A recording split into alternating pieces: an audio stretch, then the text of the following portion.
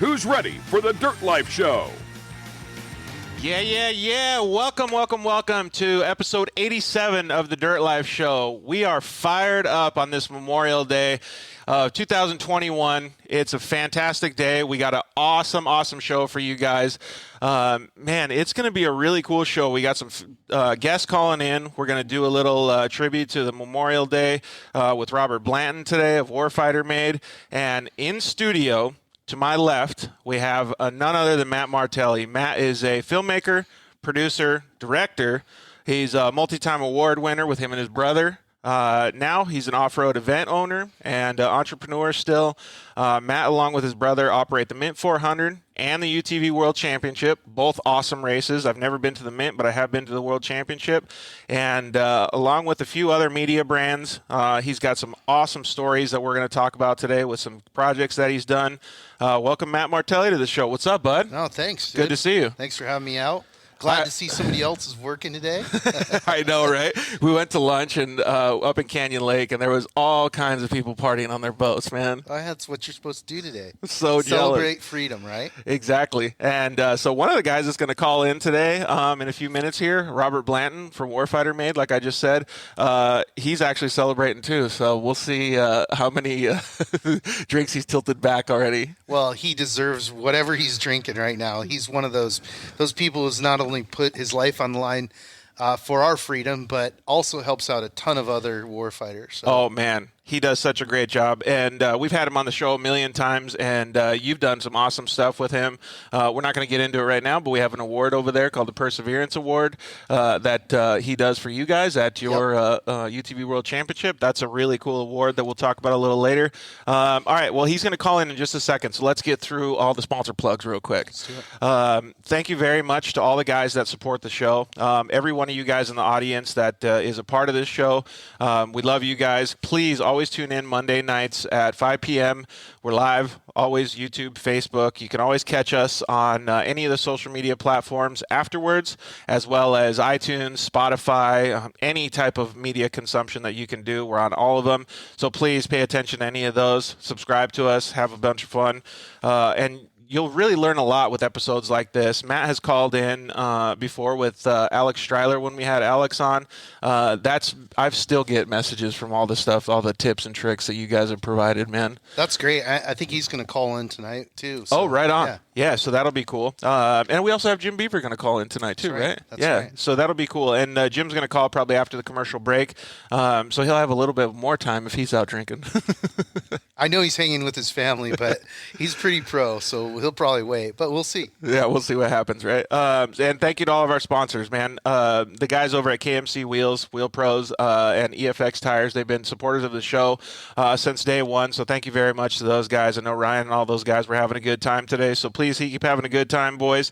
We look forward to hanging out with you guys at the Baja 500, which we're going to start pre-running next week, man. Yeah, some guys are already pre-running it. The feedback I've gotten was it's a really nice course.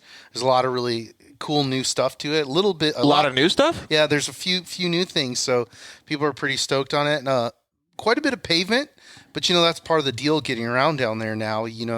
Those guys have their work cut out for them because they've got to... Because of the growth in Mexico? Because the growth and just managing the ejidos. I mean, when we do the Mint, we've got one BLM to deal with, and that's it.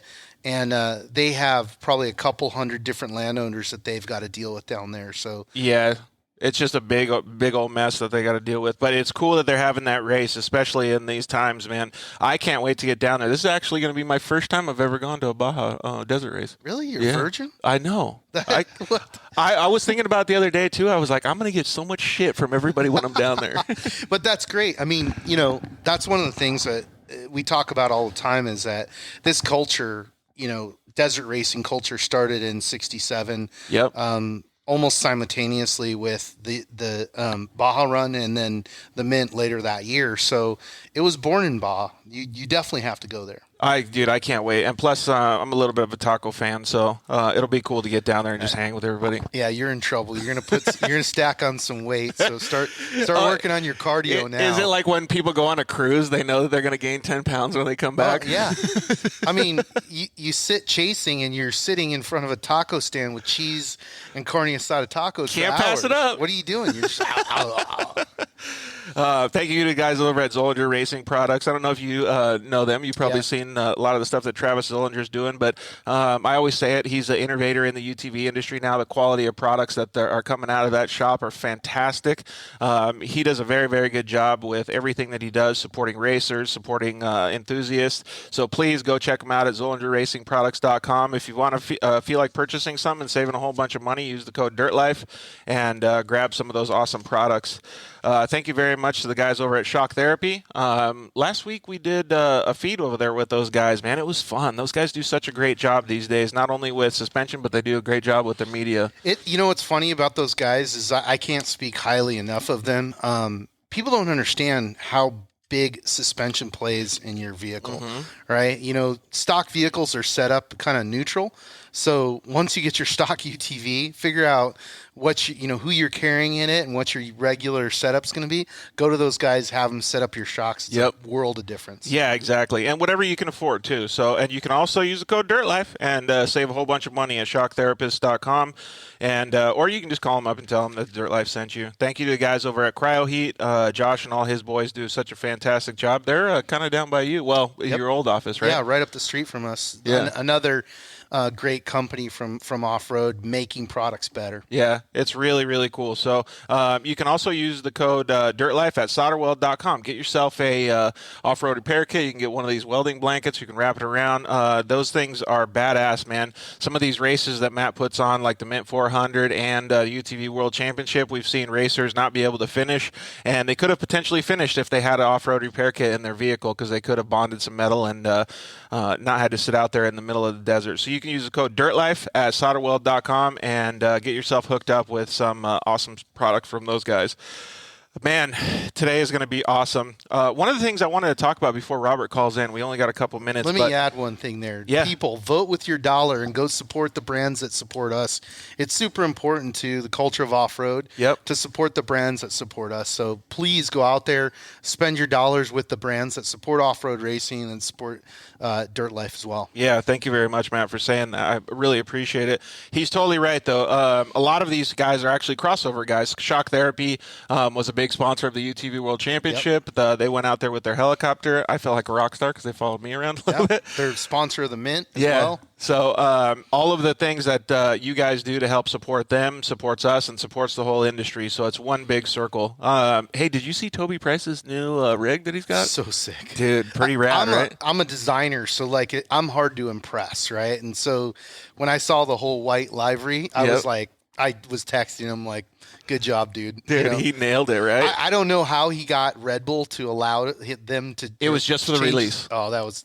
They had to put the blue on for the race. Really? Yeah, it was only a 30-second wrap. Like they just did it for that day, and then they had to shred it. I want a little mini version of that truck. It looked badass. It's so cool, man. And even to have the Mitsubishi, like the hard lines and the cuts on the body was sick. Yeah, I mean that's one of the things that I love about off-road racing culture is that we've had every manufacturer involved at some point or another, right? And there's room for every manufacturer, every type of vehicle, diesel power, electric power, what do you got? Bring it and prove the technology. That's one of the things that I want to talk about today too, is like Extreme E and stuff like that, because all of it goes back to everything that you do, that I do. We get to talk about all this cool stuff because everything crosses over. Yeah, totally. So it'll be cool to talk about all that stuff. But on the Toby Price subject, my buddy Joe Whining, who I grew up with, you probably know Joe pretty well. He's going to be a co-driver, and he's the manager of the truck, so he gets to work on the truck. But I grew up playing Hot Wheels in the dirt with that kid in Arizona. Nice. So it's kind of crazy that we have that same, just dirt life of just ingrained in us, right? Well, and that's part of the culture of Australia. I mean, those guys, there's a point where there are barely any roads, right? Yep. So just like here, it's like dirt roads. How are you going to deal with them? And then beyond that, they've got a lot of land there we can get wild in. Hey, so we got looks like we got Robert Bland on the line. What's up, Rob? What's happening? Hey, turn your phone sideways so we can see a little bit more of that shirt, bud. I tell you what, I'm a Rolex wearing, private jet flying, custom suit wearing. Woo! Yeah, buddy. Hey, well, first before we get into having a little 10-minute conversation with you, thank you very, very much for everything that you do, man. On this Memorial Day, it's hard to think about all the I don't even like talking about, like, it's a celebration day in my opinion, and I think Rob would agree. I'll tell you what, man. I mean, really, we're enjoying this day for our brothers and sisters that can't. Freedom's not free, and today's the day that we remember those that sacrifice themselves for the greatest country in the world, which is, the United States. I couldn't agree more, man. Hoorah! Yep, hoorah. So what do you got going on today? Well, actually, before that, just in case everybody knows who Rob is, but just in case anybody in the audience doesn't know, Rob is the co-founder of Warfighter Made, and he's the face of Warfighter Made usually. We have the Perseverance Award over here to the left. Thank you very much, Rob, for supplying Matt with the ability to give that away last year, and I was fortunate enough to win it. Hey, man, you earned it. Unfortunately, right? But yeah, we really like to see that because that commemorates the people that are still here, and it's fantastic that you guys do all that stuff. Warfighter Made is a great organization that helps veterans, wounded, PTSD, everything like that. So, what are you talking your homies and all that stuff today? Like everybody having a good time? Yeah. Today's a Remembrance Day. Constantly on the phone today, talking to brothers that we might have served in combat with, or just people we served with, and we're just kind of sharing the love and remembering those that aren't here. That's really cool, man. And what do you guys usually do? You tilt a couple back?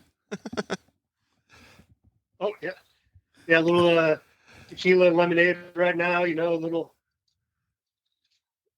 Dude, some friends. And hey, so just, one of our buddies, my crew chief, Brian Lopez, would have just called you out because I saw that steel pinky come up, dude. Woo! I tell you what, man. You can't really call Rob on that. It's like he's going to do whatever he wants to do, right? You can call Rob on it, but dude, he's so hard on Brian, man. It's hilarious. That's awesome. Hey, you can call me out all you want. You can make fun of my strawberry rendezvous, which is my favorite ice cream. Pinkies up. Hey, awesome, man. I don't care. We're so stoked to have you. I love your T-shirt, and I'm glad that you're having a good time celebrating today. It's pretty sweet to see.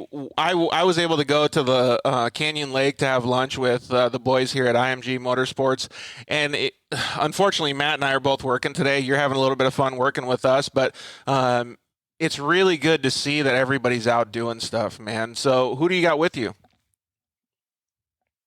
Oh, the wife is out here, and we're with family right now, and just enjoying the day for those that can't. Yeah, that's awesome. And Rob's not only the face of Warfighter Made, but we made him the face of our military challenge recently that we run at the Mint 400 with the idea that we're raising funds and giving it to organizations like Warfighter Made. Yep. And then we're raising awareness the fact that we are still in combat. We are still in multiple wars, and we've got guys coming back every day that need our help and our support. As well as, a fact that I uncovered as I was doing research on the history of off-road racing, which is that this sport was founded by veterans. World War II vets came back, did the Peninsula run. World War II vets came back and started the Mint 400. So They've always been involved, and we just wanted to recognize them as part of our DNA. It's pretty cool. Rob, have you done any of the military stuff with Matt? Have you got to sit in the driver's seat yet?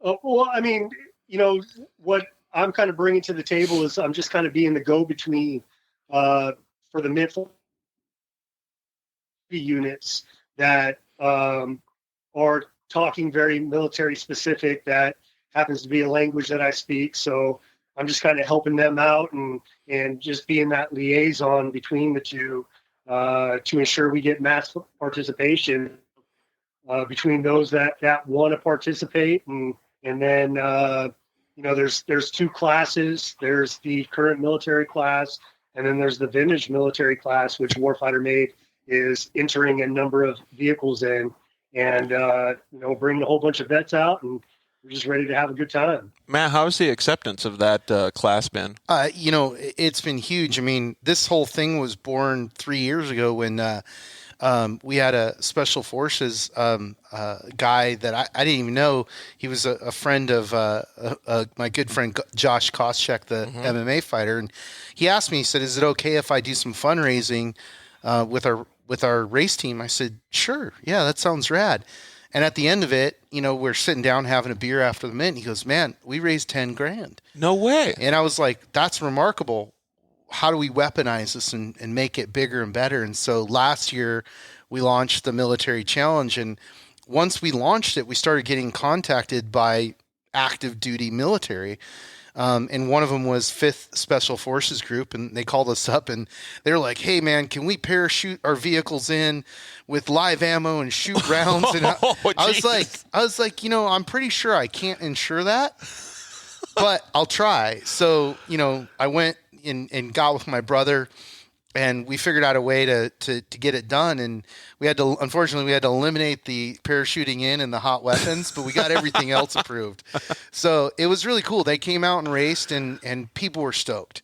So they did 2 laps around the course, started in the rear. And the other cool thing was, not only was everybody super excited they were involved in the race, but they just kind of acted as retrieval. They cruised around the course in their vehicles and pulled everybody off the course and helped people out. So now, after people have seen that, we've been contacted by lots of different divisions of the military and different vehicles that are active duty. These are vehicles that they're using in combat as they are right now. So that's one of the classes. And then the other class, which, Rob's being a little bashful, they kind of founded by restoring vehicles and racing in NORA and some of the other races, which is the vintage military vehicle class, which there's obviously, as you know, there's thousands and thousands of these vehicles sitting out there that can be raced with a little bit of prep and safety. So we're excited about it, and we've got a lot of interest right now. Rob, can you describe one of those vehicles? Because there's a bunch out there, isn't there? Yeah, well, for instance, we have an M998 Humvee, a high mobility multi-wheeled vehicle. It's the basically, if the Jeep won World War II, the Humvee won Desert Storm, and it had a significant impact on the global war on terror. We were lent one of those by a off-road team called Roth Sport Racing. And then we have our Flyer Defense light strike vehicle, which oddly enough, there's only 2 running examples in the U.S. One belongs to Warfighter Made, and one belongs to our board member who made it possible for us to get the other one. And our Flyer, what we call Flyer 22, we gave it the number 22 to, basically bring awareness to the 22 veterans that commit suicide every single day. So that's kind of a number that we're synonymous with, or that we use. And that's what we do. We bring a bunch of veterans out, and, we had a great time at the Mint. It was a lot of fun. It was even better that we finished first and second in the class, and it was a good time. Man, it's super cool to hear all that stuff. Like, all of us racers, we get caught up in our own programs, right? Sure. But then you understand what all of these other people are doing and the meaning behind it. Like Sure. A little kid racing, there's meaning behind it because he's learning stuff. But there's a lot of meaning behind everything that Rob does, and the people that he encourages to get out there, it's actually helping improve their life. Absolutely. Look, I'll always say this, that the act of off-road racing is a war simulation. It brings people together, and it tests people, and that's a good thing because we're a little too comfortable right now in our country and in our world, and we need these things to challenge us and to challenge our friends. But in particular today, you know, why this is an important conversation is everybody's going to do their Facebook post and, you know, put their things up and, you know, their tributes to all the veterans. And that's totally cool. But the thing I would challenge everybody with is, you know, it's time to put up, you know, get on warfightermade.com and donate. You know, these guys are doing incredible work. I've personally seen the work, been a little bit of a part of it firsthand, and there's no administration costs. There's no CEO that's secretly making $3 million. Every dollar is used on helping veterans. So today is the day, you know, get off your butt. Go onto the website, donate $5, $50, $500. If you're a company, $5,000 will be fine. Every single dollar is going to help, and you know we appreciate every single dollar. That's what this is all about: is helping our fellow Americans, the people who have protected us, and we get to walk around in this great country and do all these radical things because of them. Yeah, 100%. Yeah, and I would second what Matt just said. I've donated to Warfighter Made as well, and I think you guys should too. So, hey, Rob, I don't want to cut you off. I know that we got another caller calling in just a couple minutes here, and I think you're probably thirsty, huh? Well, I'll tell you what. Now, hold on, man. Hold on. Yep. Thanks, guys. Hey, what are you drinking? What's in there? Tequila and lemonade. Ooh, Nice. That sounds delicious right now. I'll be stopping by on my way home.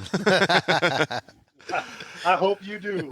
Hey, buddy. Hey, have a good one, Rob. We really appreciate you calling in. And again, thank you for everything that you do, boss. Thanks, brother. All right, guys. Thank you very much. We'll see you. Bye.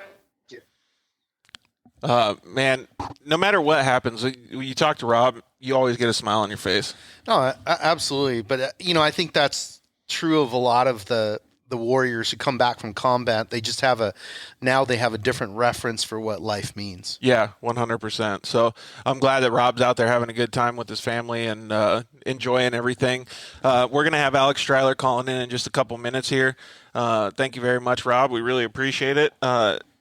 One of the things that I think is most fantastic about the Warfighter Made organization is they don't just do stuff at the races like what we talked about. Every single day they have the ability for veterans to come down, work on things at the shop, and just join in on life. Yeah. I mean, it's interesting because when I first met Rob and he was explaining to me what they do, to be frank, it sounded like BS to me. I was like, you know, he kept talking about adrenaline therapy, and I'm like, whatever that is, dude. Yeah. But we were really fortunate to do a project together where we built some vehicles for veterans who were missing their limbs, were missing their legs, right? And we took these guys on a trip, and I saw it firsthand, and it's real. It's, you know, one of the best things for these guys just to have a few minutes in their life where they're not stressed and not worried about paying bills. There it is. Alex, yeah. Really cool thing that they're doing, you know, and again, please support them. Go spend a couple of bucks, you know, go to warfightermade.com and, you know, put I think it's .org, but yeah. .org. Yeah, warfightermade.org and go donate over there. Yeah. Hey, we got Alex Stryler on the line. What's up, Alex? How are you? Hey, Matt. How are you guys? Good. Man, it looks like your guys are over there in a nice man cave. What's going on with you? I am. Yes, it's very appropriate how you guys are talking about Memorial Day and helping veterans. I got off the phone yesterday with the president of an organization that brings backstage tours to Fort Irwin. Fort Irwin, the National Training Center out in the desert north of Barstow. And a few years ago, when I was with Lucas, I took a group of 30 VIPs on 3 Blackhawks from Glendale to Fort Irwin. We were met by the commanding officer. We went behind the scenes, watched actual war games, and then we got to drive in Humvees, drive in tanks, shoot a 50 millimeter caliber machine gun. Nice. We ate MRI. We did the whole experience. And what the military does is unreal. They do not get enough appreciation. So yesterday I got off the phone, and I'm pleased to say we're going to do it again in November. Ooh, that's cool. Nice. Yeah, man. That sounds exciting. Blackhawks from Vegas to Fort Irwin. I'm in for everything except for the MRIs. I've had those before. Not really high on my food list. You definitely like shooting the 50 cal though. For sure. For sure.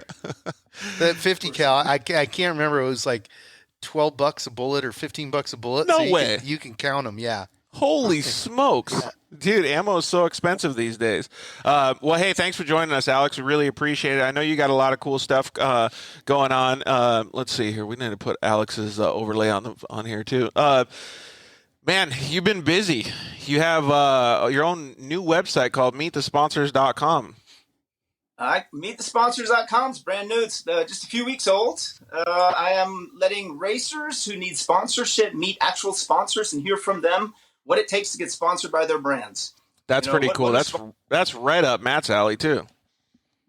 Yeah, absolutely. Alex and I do a lot of work together. We've been friends for a long time and always on the constant exchange of ideas and how to engage sponsors and help athletes and racers connect and have meaningful, valuable relationships. Yeah.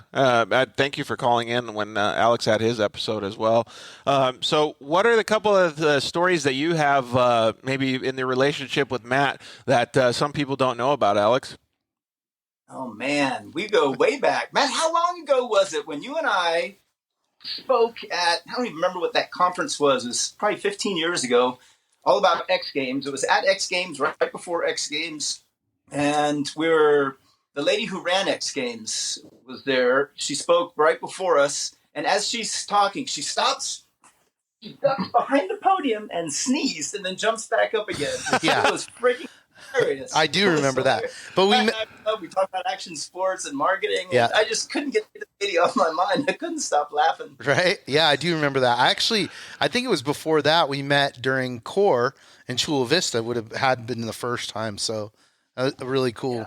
Rob McCachran always talks about that race. It makes me so jealous that I haven't been down there and seen that. He was like, dude, the track was sick. There was so much Well, look, we got to give a lot of credit to the Baldwins and Jim for putting the level of money he put up at that point was unprecedented. Oh. So it was like, hey, I want to build a track. Well, how do we make it the best track that we can possibly make? And that one was designed and built by a friend of ours, Tony Vanello, who was the race director at the time. And I've heard his name. And, what's unique about that situation is Tony was actually a vehicle builder. So he really understood the dynamics of the vehicle. So he built this amazing track that had a lot of elevation changes and really showcased, in particular, what Pro 4s were capable of. Now, if you were trying to drive a buggy on that course, it was a little scary. But if you were in a Pro 4, it was spectacular. How do you think a UTV would have done? I think it would have done well. I think it would have done very well. I mean, UTV's just an incredible, durable platform and really can handle any type of terrain. Yeah, exactly. When you talk about that stuff, one thing that comes to my mind since both of you guys are joining us today is how did branding and how did the promotion of those events differ from the way it is in current day? I mean, I would say... Back then, not the way it is today. Back then, it was all word of mouth. Social was being developed.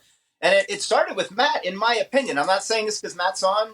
I've written a book, and you guys can read it. It's in there as well, that the Gymkhana videos literally launched the viral recognition of turning yourself into a brand using videos, even if you don't race. Right. You can be a non now and get famous and go viral through really clever social. And I think that back then, they didn't have it. Back then, you raced, you won, you got the publicity. Today, you don't necessarily have to win anymore. You have to be really good at social. That's Sure. what Matt does best.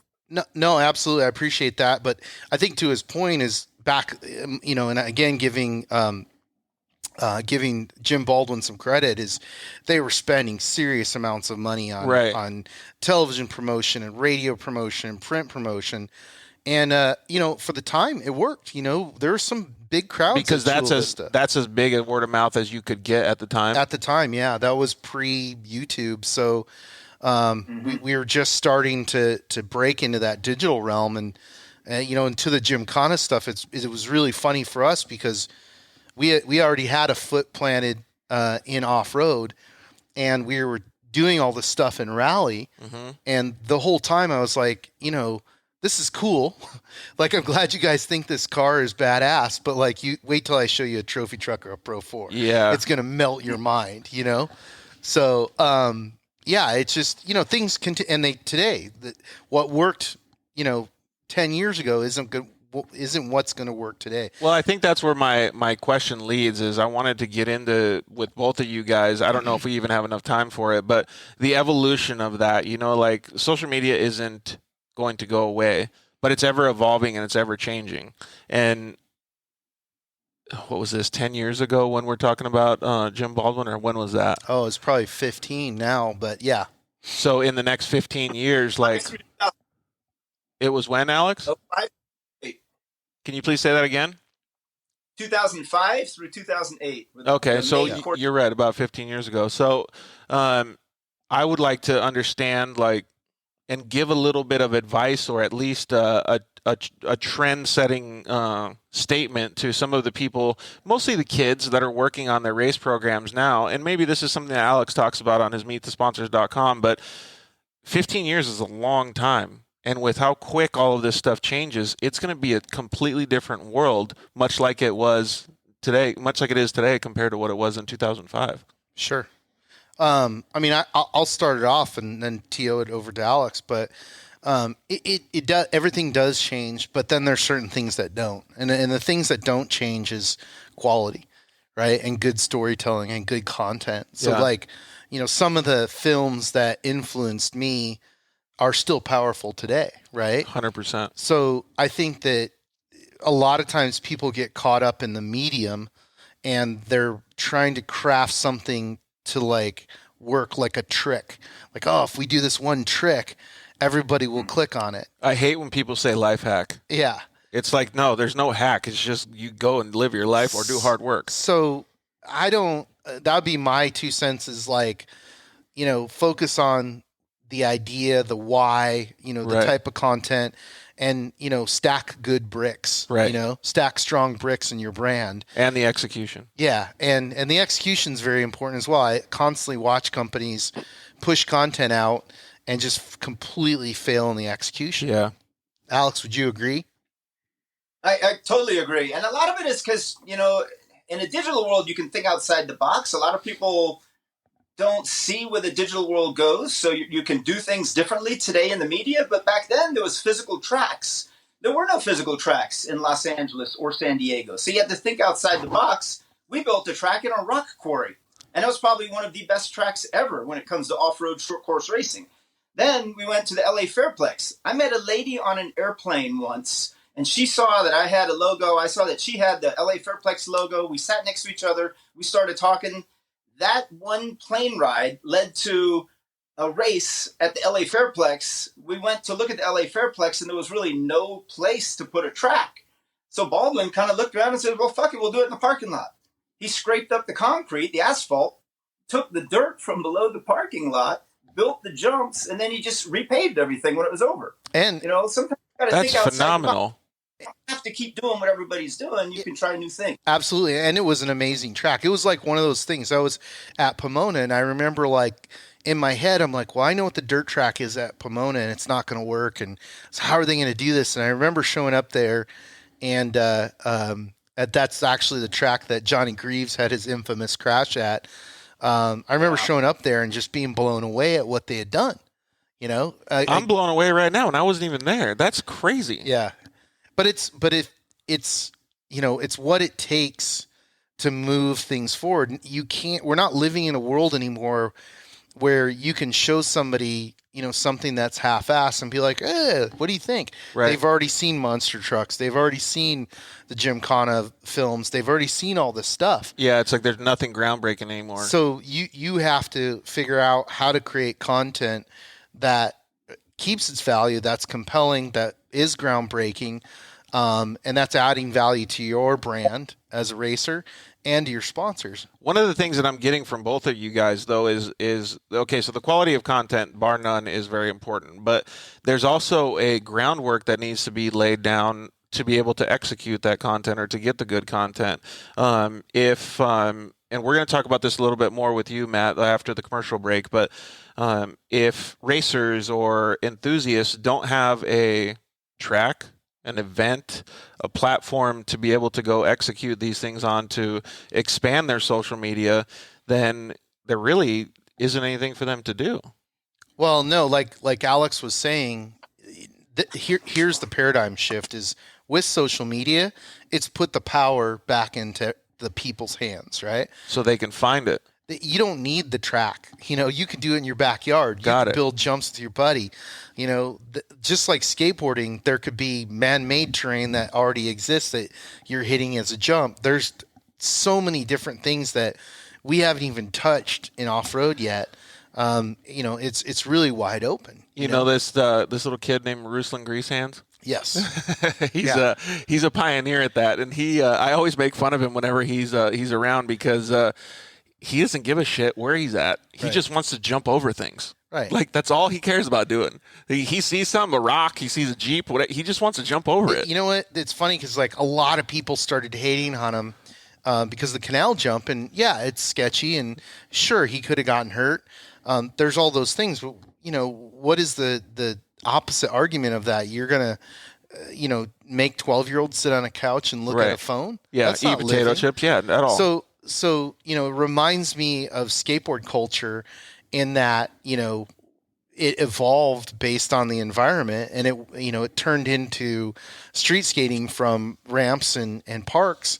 And, that's an expression of creativity. I mean, we have the same thing going on in off-road now that we have vehicles like UTVs that are less expensive, more people can afford them.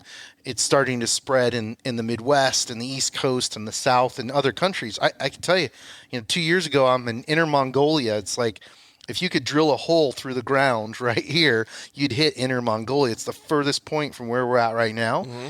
And I roll out to these dunes, and these guys have UTVs. That's so awesome. And it was fun. They were dooning in a very strange way I'd never seen before, but it was still cool. They were doing their thing. That is super cool. Yeah, and then I guess the adverse effect on the Ruslan comment is that when we were 12 years old, or whatever Ruslan is now, 13, and we just didn't have somebody videotaping us. Yeah, well, I mean, I grew up skateboarding, so we had at that point we were all filming each other and making films, but it wasn't. We couldn't just put it on the internet. It was a very difficult process and painstaking process. But look, when I was 12, I was skateboarding, dropping into half pipes and breaking my legs and doing all this same stuff. I wasn't in a cage. I didn't have a helmet. Yeah. So you can always look at things and go, risk factors still there. But the reality is like you can't knock that kid's hustle. No, not at all. I think I was older than Ruslan. I think I was probably 17, but I jumped the canal on a dirt bike. No problem. Like, yeah, I mean, that jumping the canal at Glamis is like a rite of passage, Yeah, it's one of those things, and I'm not saying that because I wanted to say I jumped the canal. I'm just saying it was just never documented, so I didn't get any slack for it. See, I was always swimming in the canal because that's where the girls were at. Yep. Right? Exactly. So, Alex, one of the things that I wanted to ask you was a little bit more on the business side of things. So when you guys are working on a project together, how is it to work with Matt? That's the best that there is. When it comes to creativity, art, video, there's nobody better than Mad Media. And he knows this because even when I worked for a competing media company, I would refer business to Matt when my top accounts needed commercials. Nice. I sent them Mad Media. Every one of them. Dude, what a nice handshake that would have been. No, I appreciate that. No, I take that compliment, seriously because we care. I mean, look, we're not a big group. We're a small group, and we're the wrong guys to call if you want to sell a tennis product. I don't know anything about tennis, but for off-road, we love this culture. We want to see the brands succeed. We want to see the racers succeed. We want to see this whole culture succeed. Yeah. So whatever part we can play. There's one thing, Matt, you always say, which you've taught, you taught me in the sense that you said it so many times that now I say it and I repeat it, and I like to quote you on it, but you are what they Google. And if you think about that for a second, what people Google, my son the other day, because I asked him, I was like, oh, Zach, I need to do this. How do I do it? He looks at me and he says, my son's 18. He goes, Dad, 3 words, Google, then YouTube. everything in life is Google, then YouTube. Google, then YouTube. You figure that out, you can do anything. Sure. So I was like, okay. He's right. First I Google it, then I find the perfect YouTube video. I watch the video, I figure out what to do. So if you are what they Google, what they're going to find is a video or some type of visual. And that is how you're represented. That's your image. And it better be what you want it to represent. And That's phenomenal. I didn't even... 100%. So go ahead, Matt. Sorry. No, we were talking about this the other day. I mean, we end up doing all sorts of different video projects for companies. And one of them that's super simple is explaining people's products. Right. Right. You can't assume like, because you make we just did one for a coolant company, Engine Ice. Yeah. Right? Does anybody know that there's a product out there that's superior to stock engine coolant? Right.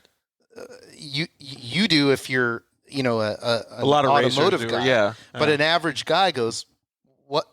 Doesn't even know it exists. Yeah. Walk in and say, I need some coolant. So start with that, telling people about your product. Then the other no-brainer is the how-tos, right? Yep. And so on. So and as it relates to racers, it's like, look, every video that you create doesn't need to be a Gymkhana level film. Just start with simple content, and build from there. But remember exactly what Alex said is you are what they Google. That's insane. I never even thought about it that way, but that's so rudimentary to think that we're based on that level. But if you take it back when Google didn't exist, you are what your first impression is. Sure. And now your first impression is not necessarily a handshake, it's a search. Sure. No, and it's super important, How you end up looking online is going to really determine whether people sponsor you and how much money they spend on you. Hey, so we had a couple comments come in. Jeff Angel says, what's up? What's up, Jeff? How are you? Jeremy Gray, what's up, dude? Carla, hi, how are you? Adam Fitza said, Warfighter made for the win. Yeah. Yeah, Fitza. So, hi, Adam. We're glad you're watching. Erica Peter also said, Warfighter made is awesome. We had Jacob Peter on the podcast at 4 Wheel Parts in Temecula. That was a pretty fun little show, man. Yeah. Great kid. Yeah, awesome kid. And, you'll probably remember this one, Alex. Adam Fitza chimed in and said the Land Rush start at the OG Chula Vista might have been equal to the Crandon start.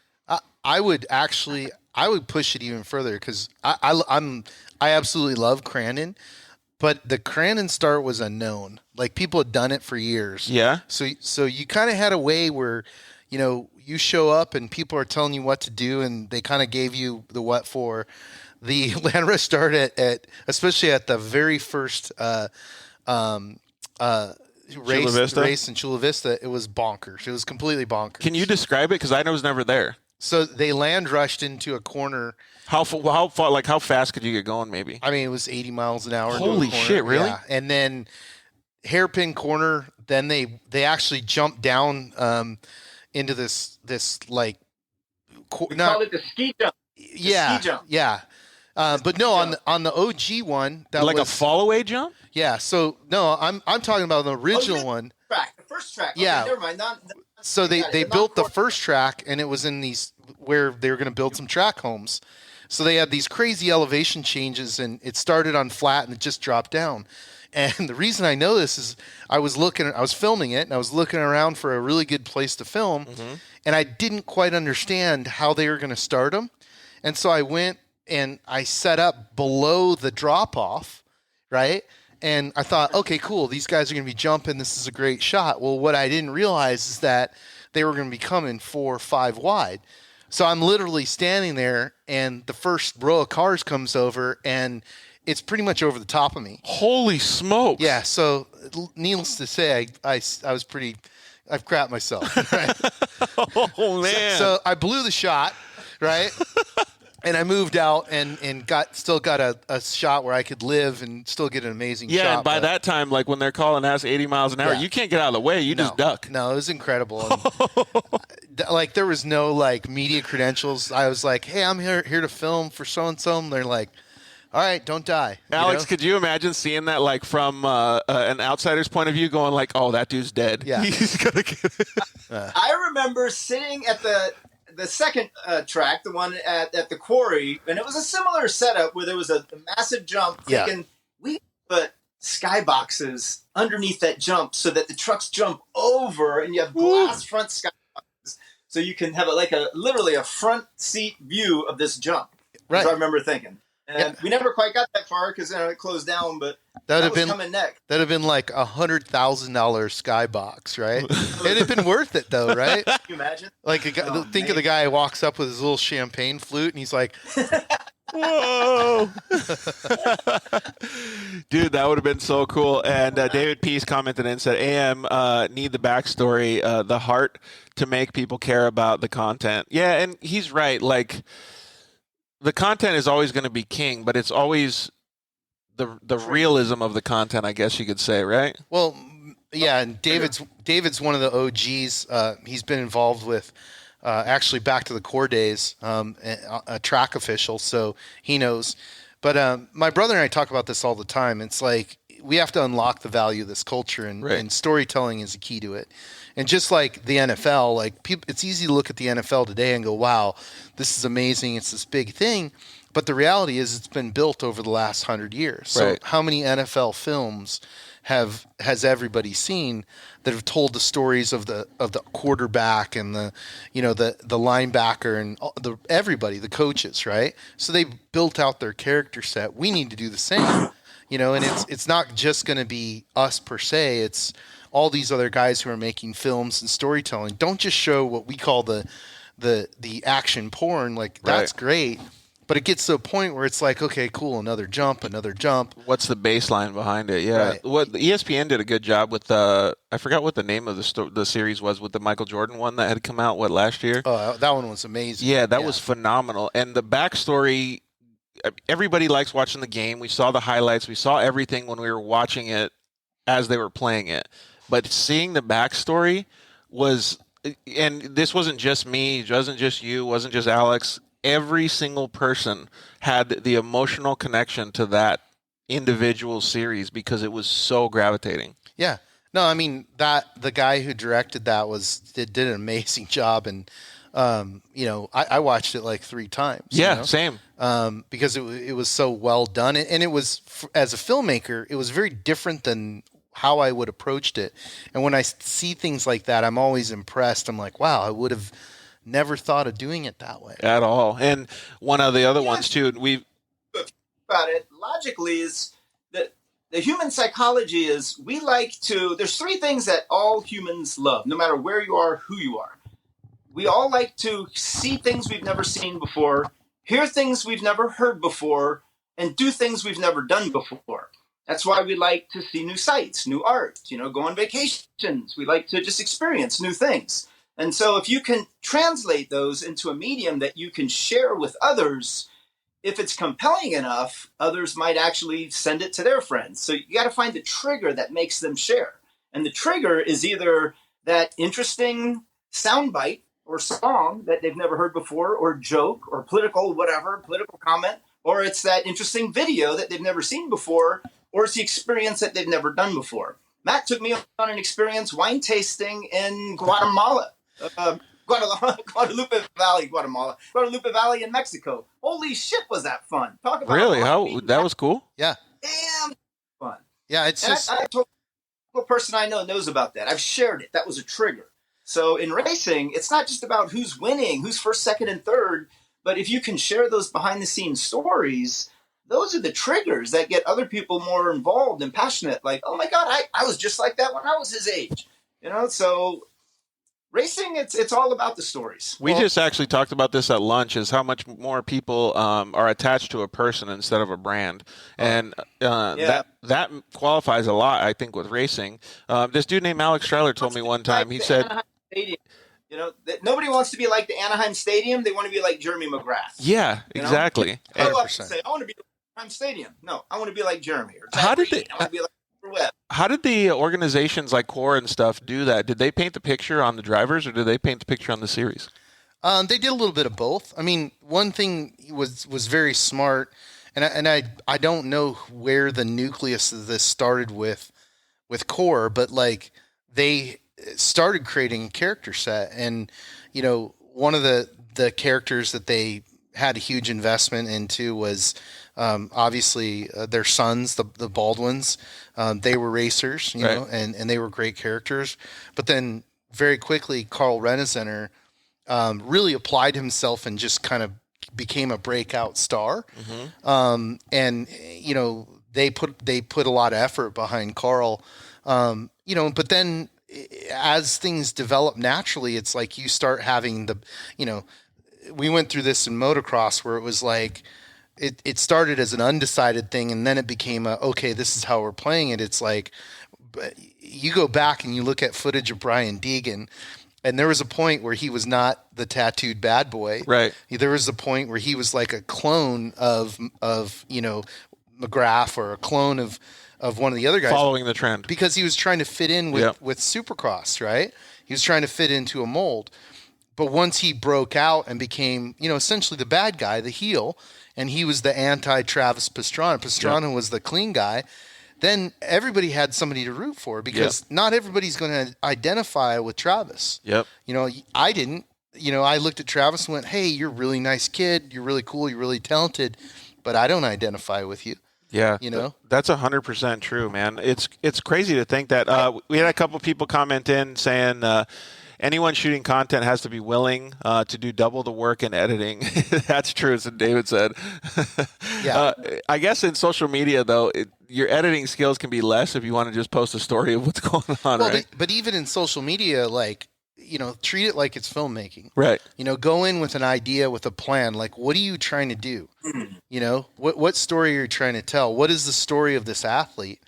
You know, and who is he? What is the brand? Right? Exactly. And ask those questions before you just start doing what we call spraying the bowl, right? John Huppert says Green Bay games on the frozen tundra. And Adam Fitz also said, this is a kudos to you, Matt, said content-wise, the Mint 400 and the UTV World Championship does it. Racing these two events is justification that the sponsors need. And that goes like full circle, right? Is like, even if your content game sucks, other people are going to be able to do it for you. If you're just a pure racer and you go out there and you race it, you're going to get something from it. Yeah, I mean, look, we know what we're trying to do, and we're happy and willing to put in the work. And, you know, my brother and I decided a long time ago that, you know, we had to do this all the way. You know, and for us, that means, you know, knowing the people, knowing the characters. We write the scripts. Him and I will fight for days about, you know, different edits and scripts, and, you know, whether storylines and, you know, he'll change things that I've put in there, and vice versa. Right. And so, like, we actually give a shit. And that's really where I feel like a lot of our content excels, is like, you can tell that this person didn't just slap it together, that, you know, they actually care about it, and they want the best to come out. And, you know, look, our goal is simple. We want to grow the culture and the sport of off-road racing, right? And that's for everybody. That's not just, you know, hey, just pay us. That's the builders, that's the manufacturers, that's the aftermarket companies, that's the racers, right? And we have a huge opportunity here in front of us. I mean, at no point in off-road racing history have we had such a big opportunity as we have today with the growth and advent of UTVs. Yeah, 100%. You know, so now we can sell a product that we race, and, you know, people can go to a dealership and go, I'll take one. Yeah, I'll try exactly. it, and it doesn't have to just be, I mean, everybody loves trophy trucks, but it doesn't have to be a trophy truck now. It's actually a good entry point. I mean, look, I've been, you know, in off-road cars since I was 12 years old, and all sorts of different ones, ridden with all sorts of different trophy truck racers, and been privy to having all sorts of incredible experiences. And I'm still blown away by UTVs and the amount of fun per dollar that you can have them. Yeah. I think on the adverse of what you're saying is, like, Alex and I probably wouldn't be as close, or I wouldn't have been a racer. Alex has a RZR himself, and I wouldn't be a racer if UTVs didn't exist. Right. A little backstory on how I got into off-road was, I think it was 2014-ish or something. I got the opportunity to go to Casey Curry's and test a Pro Light. And I was just working with him on some computer stuff and web stuff. And then I got in there and I was like, dude, this is it. Like, this is motocross with four wheels. Like, this is fucking badass. Like, this is the coolest thing since sliced bread. And then he goes, yeah, but it costs this much. And I go, I'm out. Yeah. Like, see ya. And then I talk with the guys from the UTV Wolfpack, and they're like, this is a little bit more affordable with the UTV. Like, you can get into it. I was like, well, you know what? I think I can probably get on with this. Like, I can probably find some sponsors and actually do it. So it was like, wow, now I have an entry point. Yeah. I mean, that's what it's all about. I mean, look, at the end of the day, why off-road racing is here is that, you know, a bunch of guys got together and decided to drive vehicles down the peninsula, and then they did it at the Mint that same year. And that created desert off-road racing. And they did it with all the wrong vehicles, of course, because nothing existed at that time. Now we have the vehicles, specifically UTVs, that you can go to a dealership and like stock. They're 80 mile an hour across whoops machines. I mean, that's incredible, you know? Yeah. So for us, it's really exciting. We want to, you know, share it with everybody and you know, like Cameron Steele says, like, let's share the stoke, you know, because we know once you come in, you'll be a lifer. Dude, 100%. So David Peace commented in also saying, Alex, you'll probably like this. Plus, we had more TV talent with NBC. We had reports from staging, hot pits, and the podium. Cubic Dollar created the core brand. Yep. And to be fair, he's right, but that attracted a lot of talented people. So you had a lot of talented people, a lot of passionate people, and then you had the Baldwins financing it. And it was really cool. It was really spectacular. And, you know, as we operate forward, you know, we look to glean things that we learned back then and apply them to what we're doing now. Yeah, John actually commented in too, said you can't find a new Turbo S now. There's so much demand. Yeah. And those are cool cars as well. Alex, so one thing that Matt keeps being humble and kind of passing over this, but the Baldwins did a fantastic job back in the day, right, with core and everything like that. There's more UTV events now. There's more off-road racing events now. There's different series that are sprinkled all over the country, all over the world for that matter. But Matt is on the forefront of all of this stuff that he's doing as well with the UTV World Championship, the Mint, and just off-road in general. Can you speak to that a little bit? Well, not only is he at the forefront, but he's still going. I don't know if anybody's noticed, but Core kind of doesn't exist anymore. Core went out of business in 2008. Lucas Off-Road Racing Series went out of business last year. They didn't continue. They didn't survive. The Mint 400 UTV World Championship, they're still going strong. I think when you have enthusiasts that run the series instead of companies or television producers, you get a different series. So because Matt rides, because they own UTVs, because he understands, he used to skateboard. Look at this. Matt will appreciate this right here. Yeah, there we go. There's my skate. We go way back, Matt and I, back to the Osiris days. That's right. Action Sports days. He gets he's not doing it for a business. He's not doing it because they need producers. He's doing it because it's his life. And I think that makes and passion. That's when it changed for the public. Is when it was when social media and when our cell phones became cell phones let every person with a phone become a video recorder, creator, producer, and then distributor. So with our cell phones, everybody started sharing content. Race teams started sharing content, and we started seeing what race teams care about. And we were able to learn from that. Oh, wow. Now that racers are sharing content, we can learn what they like. Now as producers, we can steer in that direction and give them more. You know, a lot of the failed series didn't have enthusiasts running the series. And I think that's what the problem was. They were doing it for the money, not because they were doing it because they loved it. Man, that's one of the differences. That's a huge point to bring up, and we're gonna go to commercial break in just a second here, Alex. But I'd like to talk about this a little bit more with, with Matt. Is the skill set behind some of these, we'll call them enthusiasts or off-road enthusiasts, nowadays with the capabilities that you have, like producing and directing and the equipment you have.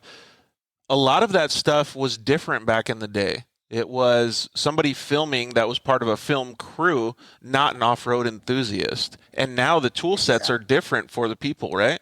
Yeah, I mean, that's part of the paradigm shift that we were able to really be in the forefront of is the digital technology, right? So, but the other part of it, is, the team you put together. And Right. that's one thing I could say I'm really proud of, especially with the Mint 400 and UTV World Championship is, it's enthusiasts, it drives people crazy because we go through, hiring process of even adding freelancers. And I'm like, so do you off-road? And they're like, well, why? Yeah. What is that? I'm a camera operator. Yeah. I'm like, no, I need a guy who understands why he should be filming. Yeah.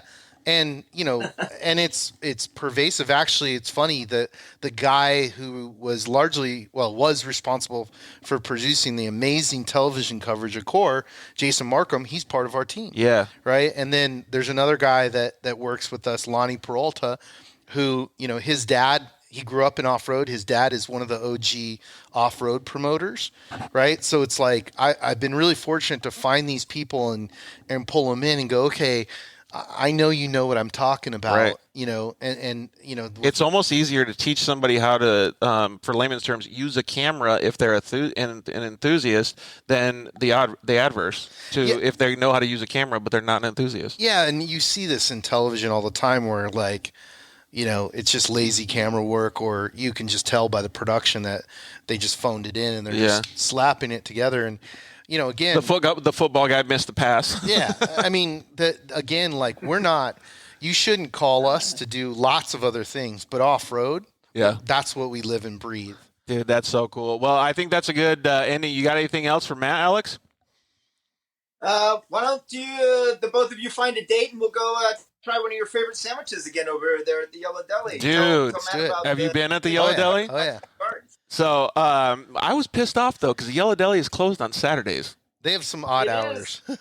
But, the Yellow Deli, anybody that lives in the San Diego, North County area, or even in Temecula, you got to go out there and check out the Yellow Deli. All right, Alex. Well, hey, thanks, bud. Thanks, brother. Take care, guys. We'll see you. Take care, man. Man, it's so cool to see. I say this every time I talk to Alex. Like, I feel like I'm getting information for just talking to him. Like, oh, absolutely.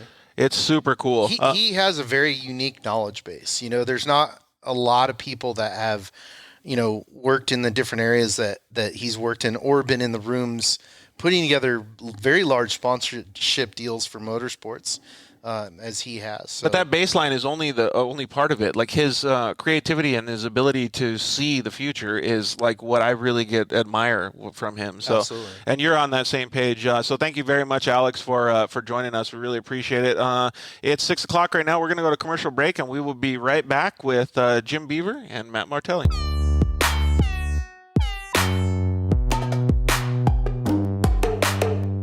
Hello, I'm Justin, the founder of Shock Therapy.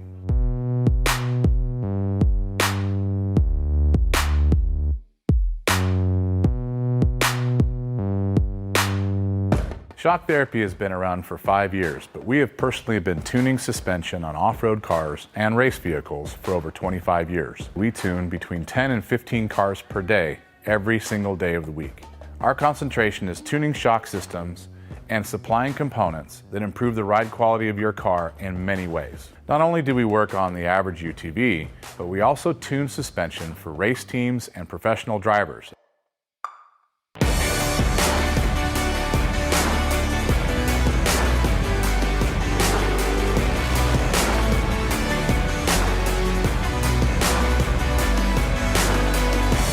We currently tune for over 87 race teams in Best in Desert and Score.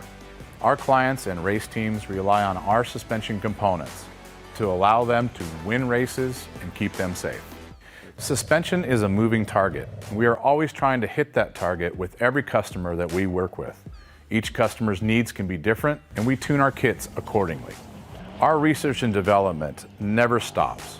We improve our components every single day. As the industry evolves and improves, so do our parts and kits. As of right now, we have over 100 products for UTVs. So when you bring your car to us, you have the satisfaction of knowing that you have the most experience, the highest quality products, and the fact that your car is being tuned specifically to you.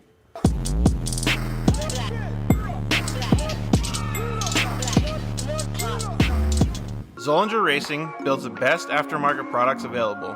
Products for your UTV or snowmobile. including billet radius rods, billet tie rods, billet steering knuckles, billet steering racks, alternator kits, and much more.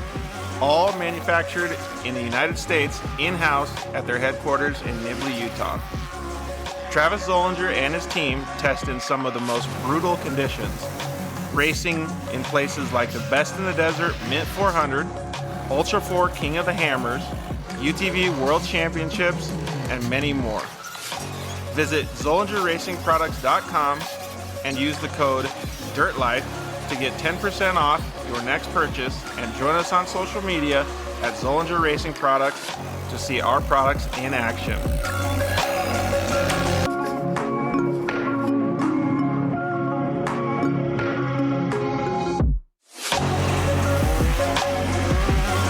Zollinger Racing, the best products, period.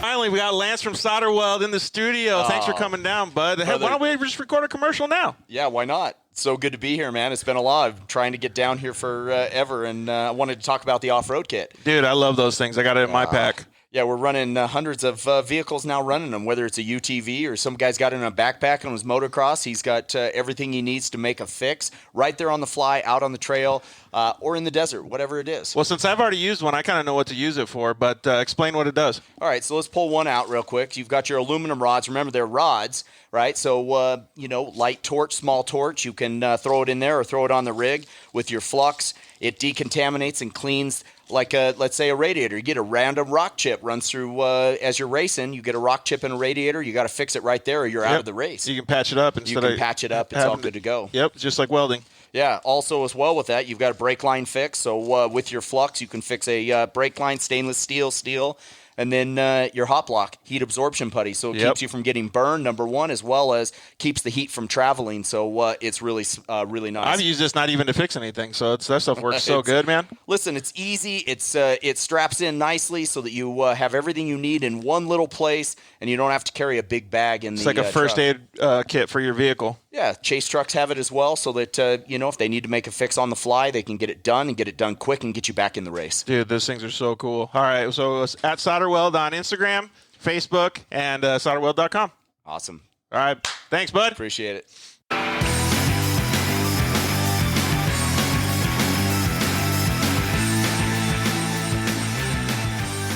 All right, we are back. Thank you guys very much for joining us. We really appreciate you guys hanging out with us on this Memorial Day weekend. It's really cool to see that we have so many people that are hanging out and talking with us. We are going to get into it a little bit right now with our buddy Jim Beaver. What's up, bud? How are you? What's happening, guys? What's the word on this Memorial Day weekend? Hey, first I want to ask, could you tilt your phone sideways so that we can see a little bit more of where you're at? It's not spectacular right now. I'm actually in Prescott on the porch. My parents have a house up here in the mountains, so I come up here on the weekends just to get out of the hot weather at Parker and have some fun. Went to the skate park this morning, and it's Matt's been up here. I love it. So yeah, it's beautiful up there. So did you pull any 50-50s or anything radical? Dude, I switch between, I still ride my BMX bike a ton, and then I skateboard too. And Bucky Lassick just dropped a new Powell Peralta board, and it's a little bit wider, so I bought one of those and support a homie because Bucky's a good dude. And yes, he is. So it's a brand new build, and I just finally took it out today. And it's one of those where I'm not even half as good as I used to be, but I still enjoy going to the skate park. And truthfully, I pushed for 2 hours around the skate park. Nice. You do that, it's a hell of a good exercise, and I just do it for that. And, not only that, but I can't risk falling and hurting myself, like doing something stupid, because it ends up between, my business and my race program and stuff. I just can't risk it, but I still love going to the skate park. I'm there at least twice a week, I think, with my daughter, and her and I, she loves skating and riding and everything else. So it's a good time and it's good exercise, Do you ever get to get on a board or anything like that anymore? No? I stopped, and I'll tell you why. I was always a small dude through all the way through high school, and then after high school, I went from 5'9", 140. Put the mic a little closer. Oh, sorry. I went from 5'9", 140 to 6 foot. Oh, you just shot up. Yeah. So then and I skated vert. So falling off of the top of a ramp when you're 200 pounds, it hurts a lot, and your body starts going, doing weird stuff. Like my last major injury was just from normal. Like I didn't slam radically, but it shifts your hips, and I displaced my coccyx, and it was the most painful thing. I always tell everybody that because they're like, dude, you've been hurt so many times, and I'm like, still to this day, the most painful thing is when I dislocated my hip. Yeah. So, I was like, okay, I'm not 16 anymore. I'm going to chill out on the skateboarding and focus on caged vehicles, right? Hey, well, Jim's over here just still beating it on the... He's got me, dude. And like the last time I skateboarded with a friend was about a year ago, and the whole time, all I could do is I'm skating, I'm pushing, I'm just cruising around this really bitchin' skate park we have down in Oceanside, and all I could think of the whole time was don't fall, don't fall, don't fall, don't fall. Hey, so what's that? Go ahead, Jim. I was just going to say, I don't know if you guys have seen, but we'll give a shout out to a UTV homie. But Johnny Angel, I've got one of his longboards, and he just did another run of them. But he made these billet longboards that are the most insane thing. You can get them on UTV Inc.'s website. But I got one of his first run he did a couple of years ago.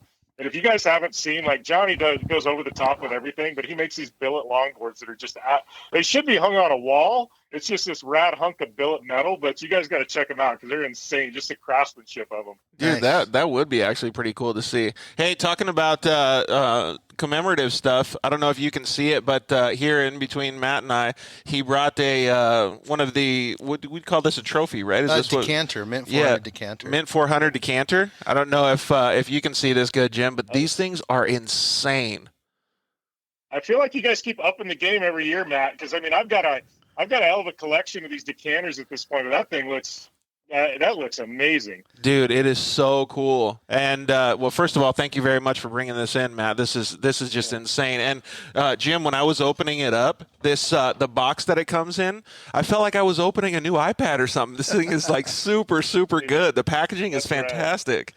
Every I mean, that's a part of the history of the Mint. You know, they back in the day the originators gave those away to all the racers. So it took us a few years to figure out where to source it. Yeah. And I went on kind of a snipe hunt, you know, going to Ohio and finding the old factory and people that worked in the old factory that made these. And unfortunately, we had to go to China to get them made instead of being made in America. But we got it done, and now every year we change the decanter, and we put the previous year's champion on the front of it. So this year's we just actually launched it. We got the samples for the 2021 decanter. It'll have Luke McMillan on it. And, nice. Yeah, that one came out really nice, and we only have a limited amount of those. So if you're not racing and you're not getting one, there's only a couple hundred for sale. So get them quick; they're going to be gone.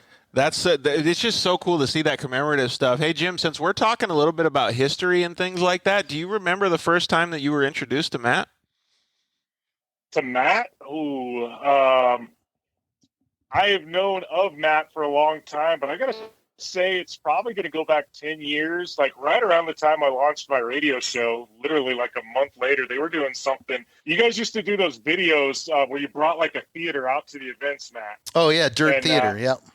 Dirt Theater, yeah. And so I think we're going back a decade at this point. I think you were trying to do one at Parker, and we started talking about doing something together. And I can't remember if you ever ended up doing it at Parker, but it was right when I was kind of launching my thing and still pretty green, and just really fortunate at that point. Matt kind of took me under his wing a little bit and kind of helped me out and showed me some of the ropes and kind of grew me into where I'm at today, which, you know, I owe a lot to Matt and Josh just because they had no reason to take a flyer on me, but for some odd reason they did, you know? Well, I mean, look, we saw your hustle and your tenacity, and obviously for the people that don't know, like, you know, you are a second generation off-road racer. Your dad's one of the OGs, you know, and Parker is, you know, one of the towns that spawned off-road desert racing. So yeah, now he's the man behind the dirt.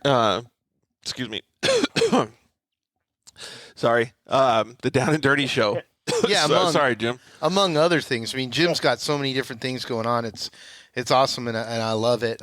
No, it's funny about that Parker one is, yeah, we did do Dirt Theater there, and what was funny about it is I remember going back and forth with where we were going to do it, and I wanted to do it at the bar, and they wouldn't let us put up a screen there, so we had to do it like around the corner or something, and nobody showed up because of course, there was no alcohol there. It was all down at the bar, right?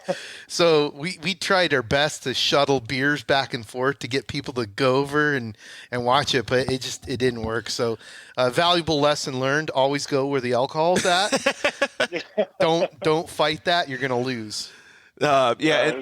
So anybody that I didn't give Jim a proper introduction, but anybody that doesn't know who Jim is, Jim's an avid professional off-road racer, and as well as the host of the Down and Dirty radio show. He's got a couple other media properties that he does. So actually, I think I did a podcast with Jim back in the day as well. Jim's been on the forefront of it a long, long time.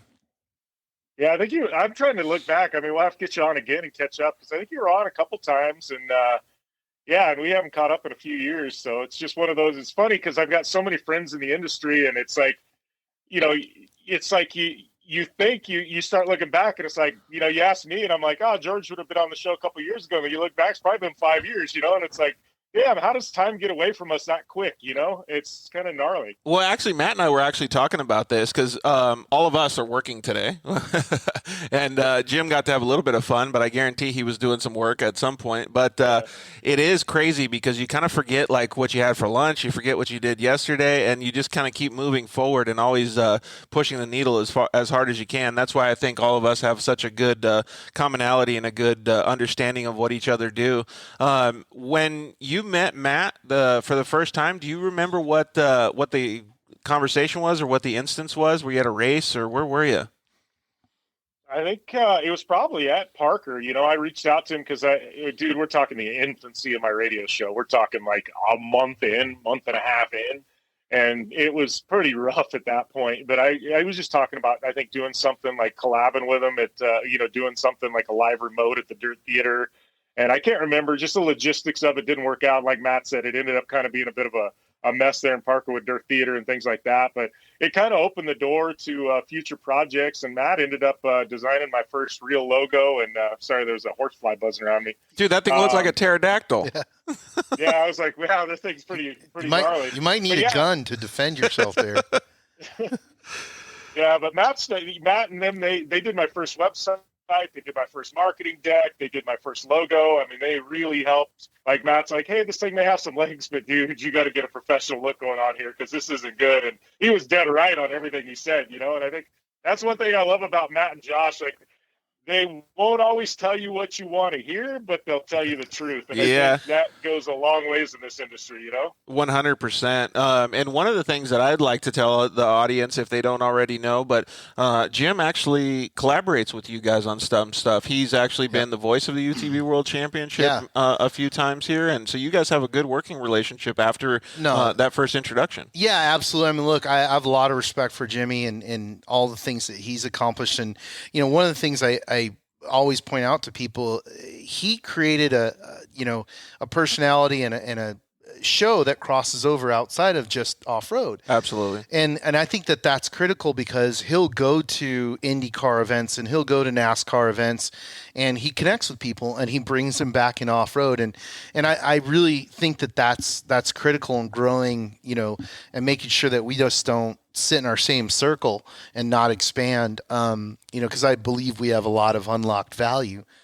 So that's one of the things I appreciate and respect about Jimmy. I think that's a good thing to bring up too, is Jim has a long reach, right? So he can bring a lot more people in, but even us, like myself, our audience members, I know that there's a lot of people that go out on side-by-side rides and, they'll say, wow, this is like the first time I'm going to take my uncle, first time I'm going to take my cousin or whoever it is, and they get to go experience it. There's never been one person out of those thousands of people that have experienced it for the first time that hasn't want to go back again. No, I totally agree with you. And, I think it's important. That's why, when we started talking, you almost seemed surprised that I was like, yeah, I want to do the show. That seems cool, right? Right. Because I see what everybody's doing.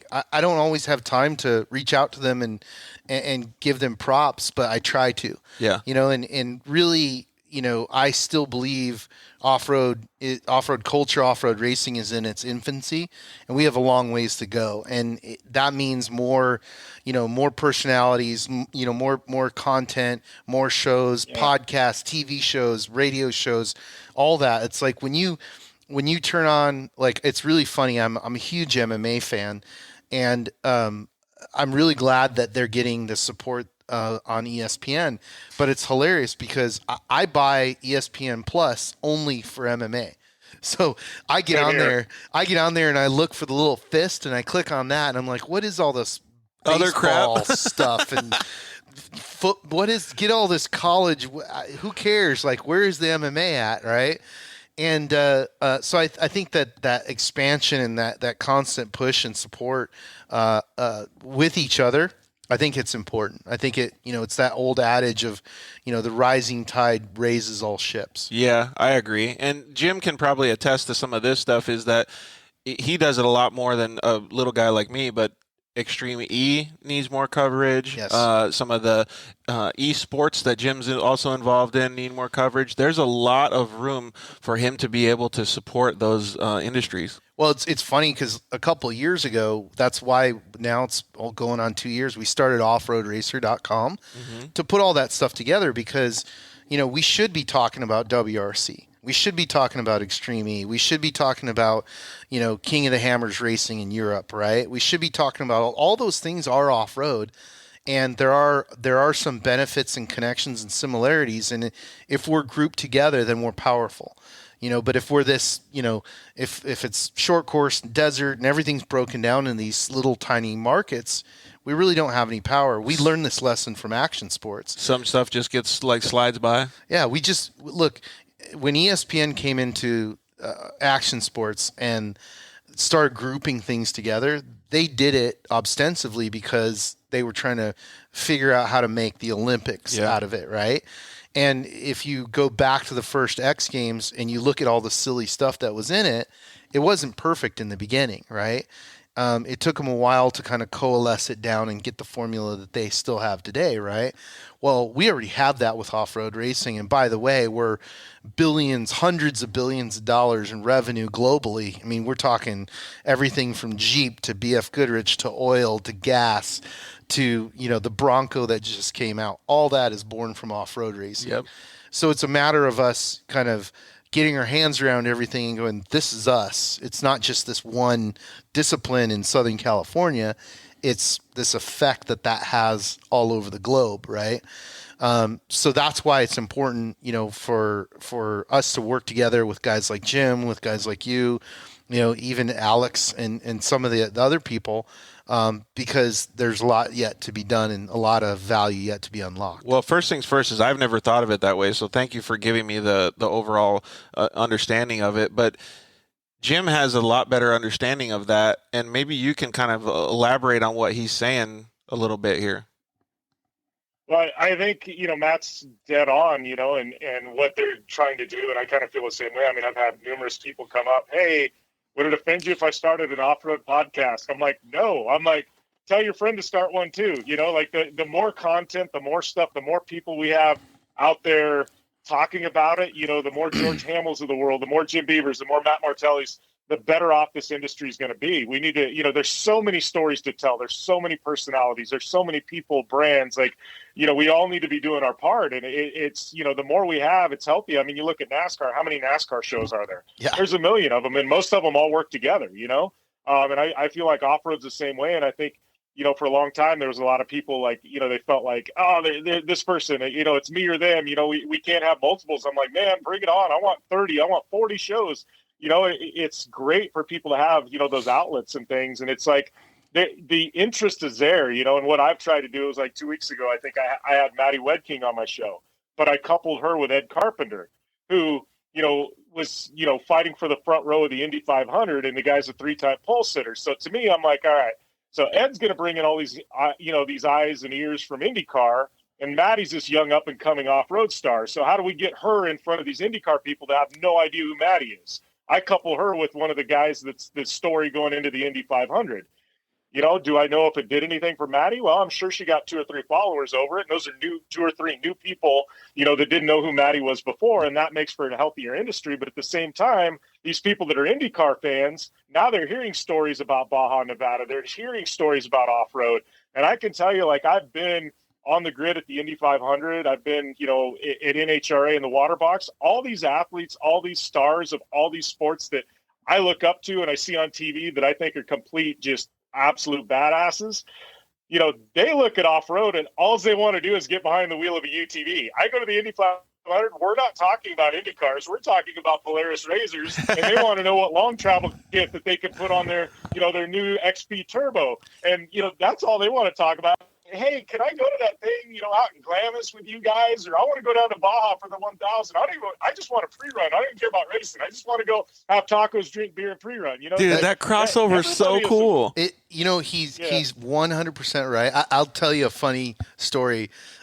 We went out to film 24 Hours of Daytona, and we're all jazzed. We're like, it's 24 Hours of Daytona, right? And so we got the opportunity to interview a bunch of the drivers, right? And a lot of them were asking me about off-road, but there was one moment that was really funny. Brian Johnson from AC/DC is a big racer, right? And so he was racing in a Daytona prototype car that year. So it was a big deal to him. And so I went to his handler and, he kept going back and forth with him, like, we only need 5 minutes. We only need 5 minutes.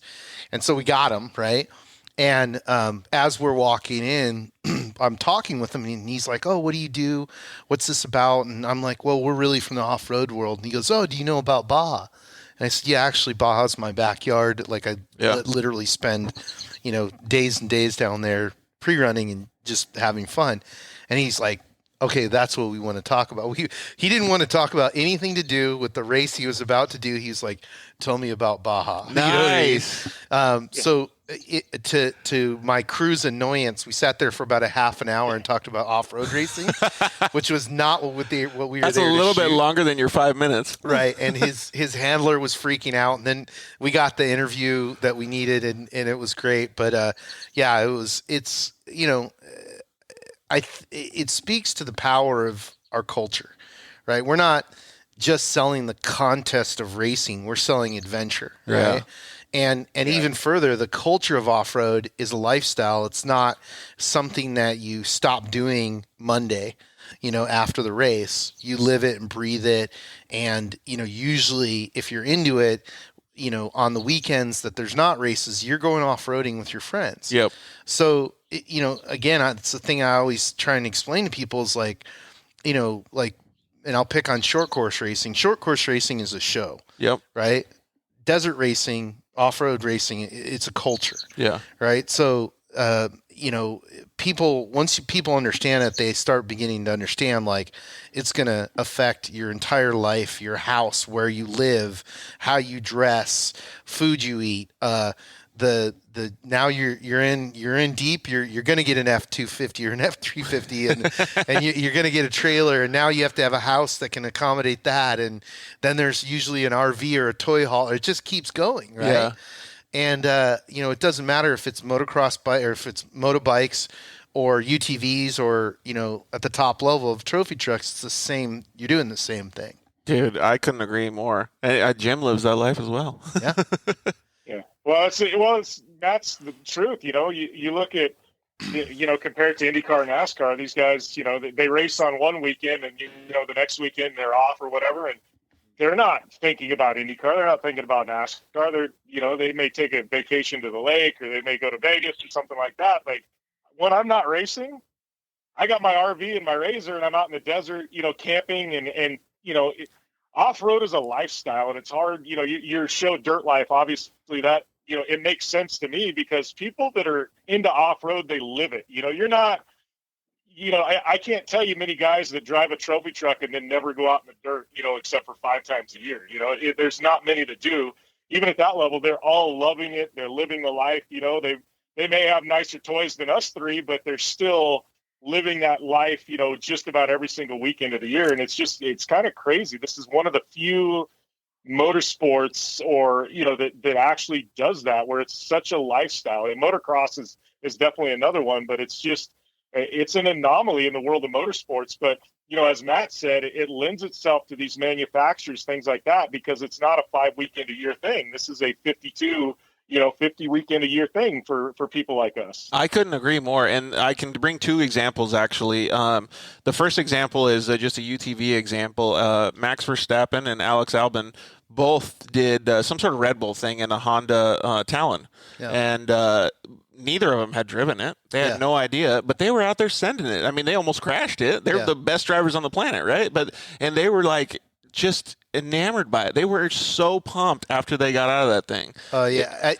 Our mutual friend of ours, Armin Schwartz, I remember talking to him about UTVs, and he's raced everything. He raced WRC professionally, and then he won San Felipe in a Class 1 car. He beat all the trophy trucks. Dang! So he is the man.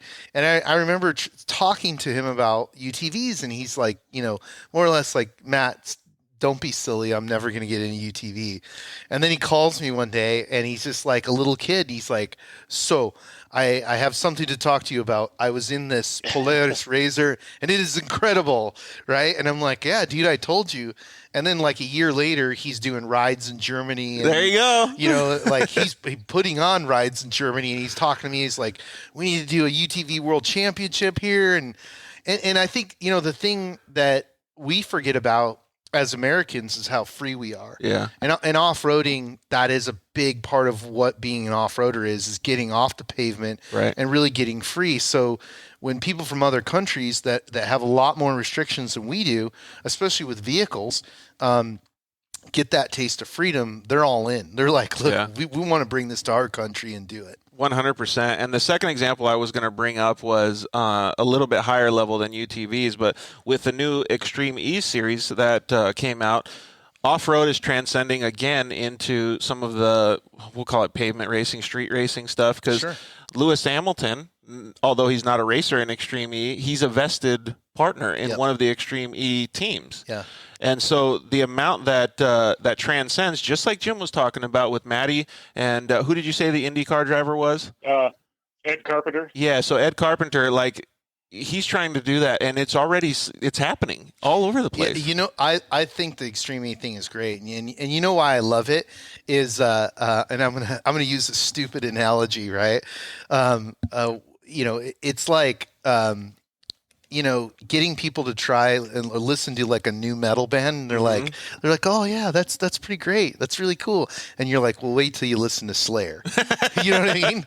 So for me, I look at what Extreme E is doing, and I think it's really cool, and I think electric vehicles have a big future in off-road racing. 100%. Yet to be proven, and we just started an electric vehicle class and invited all the manufacturers in for the Mint, because we see that as something positive. We want to be the proving ground for new technologies as they evolve.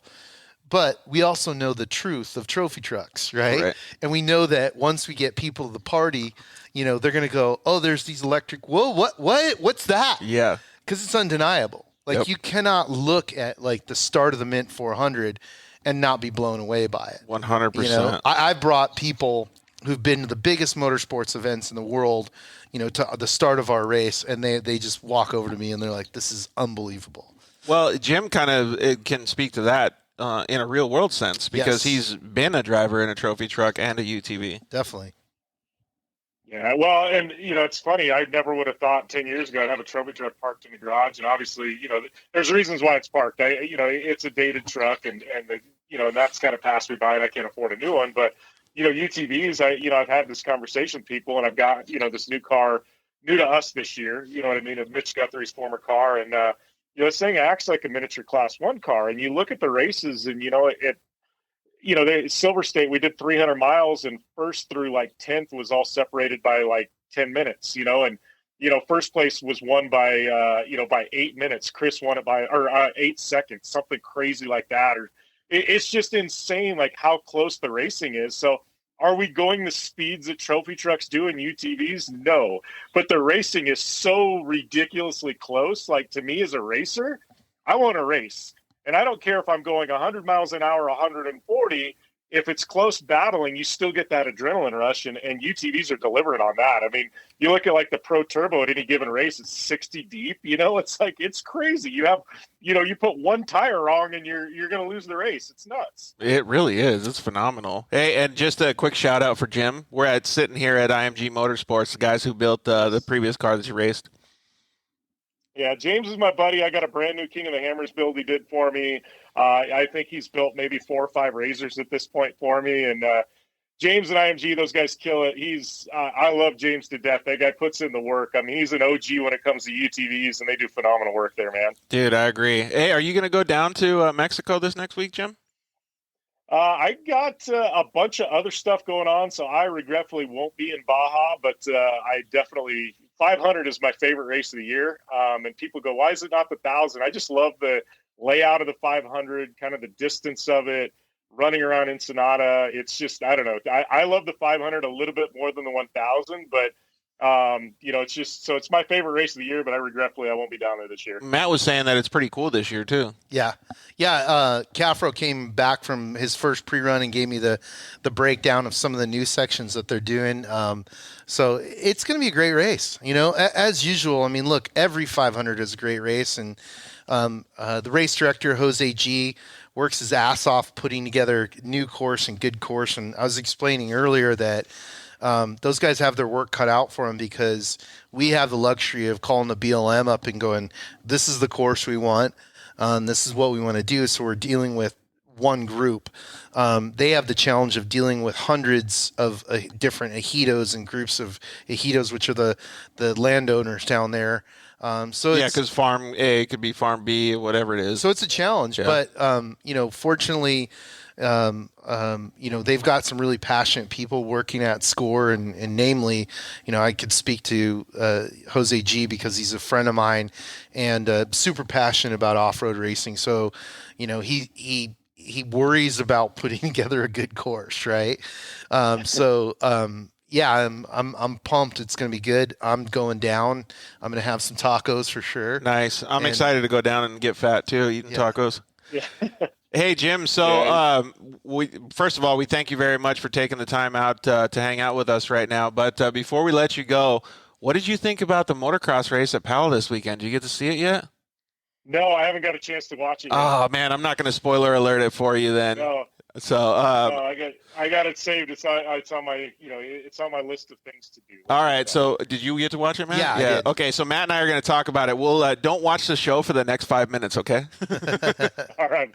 Hey, thanks, buddy. Thanks, guys. We really appreciate it, Jim. Thank you very much. Have a great rest of your Memorial Day, bud. Thanks, brother.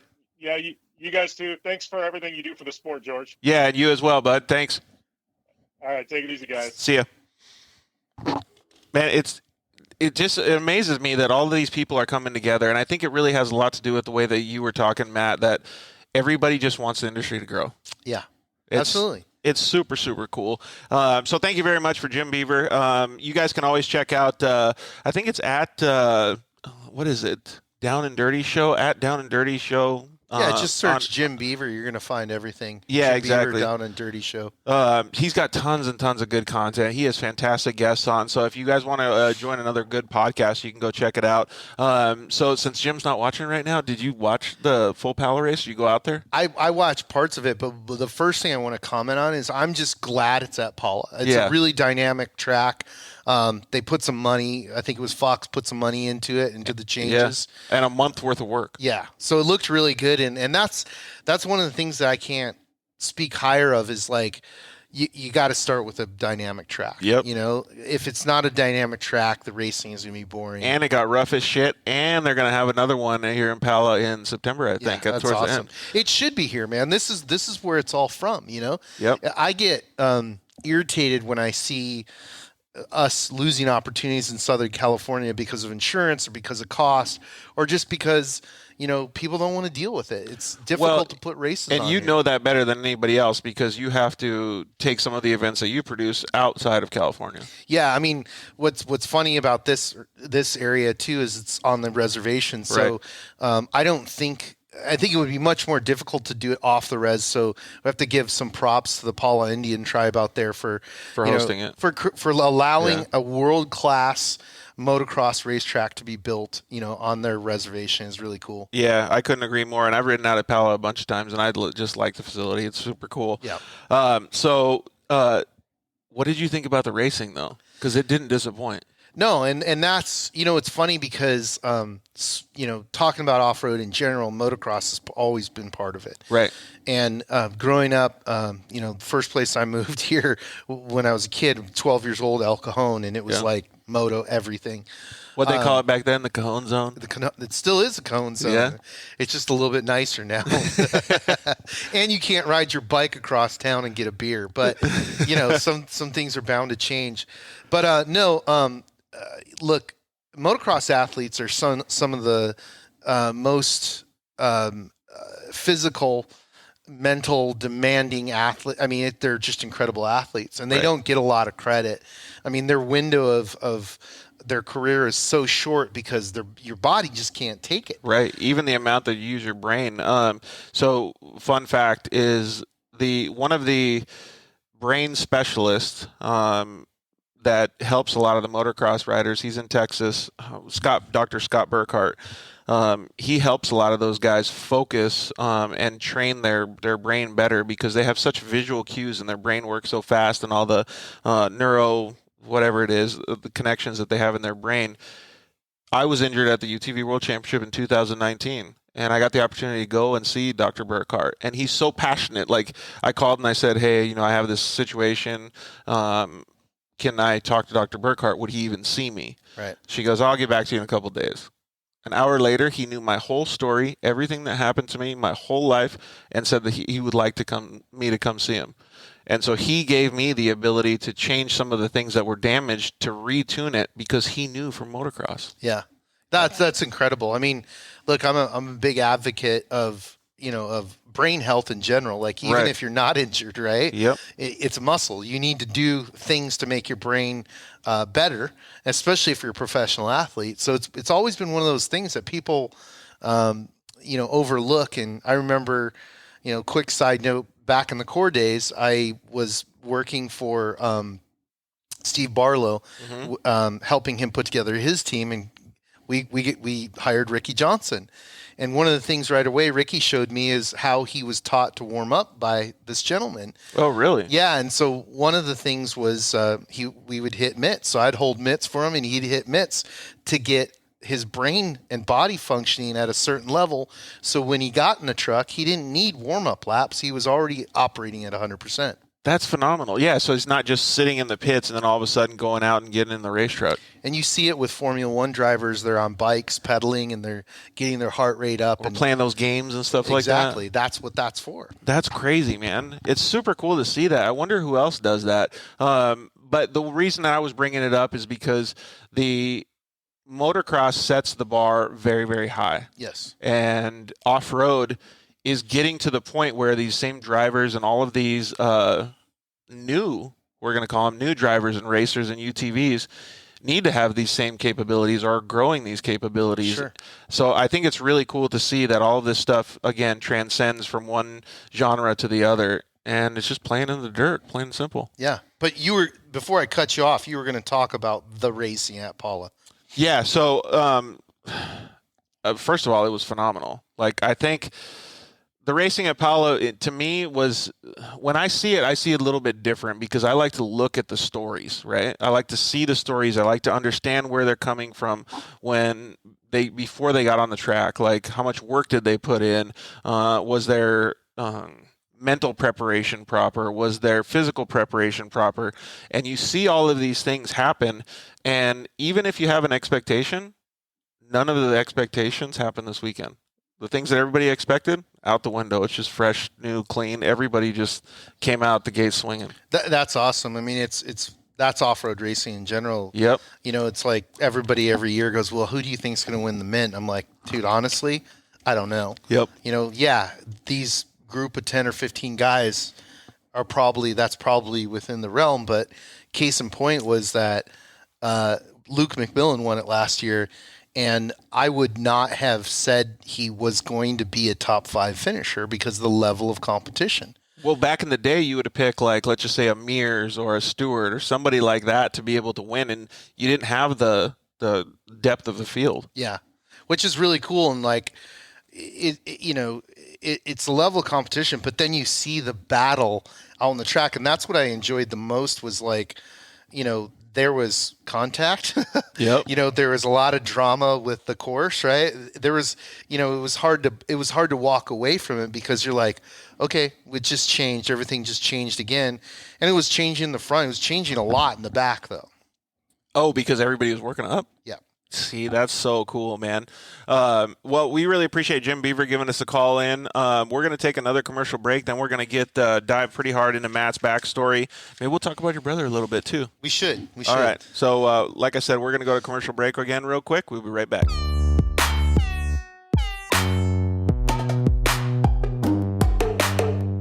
Hello, I'm Justin, the founder of Shock Therapy.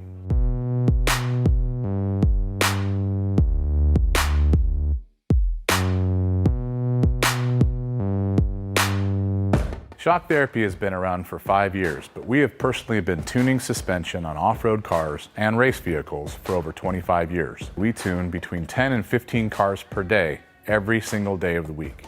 Our concentration is tuning shock systems and supplying components that improve the ride quality of your car in many ways. Not only do we work on the average UTV, but we also tune suspension for race teams and professional drivers.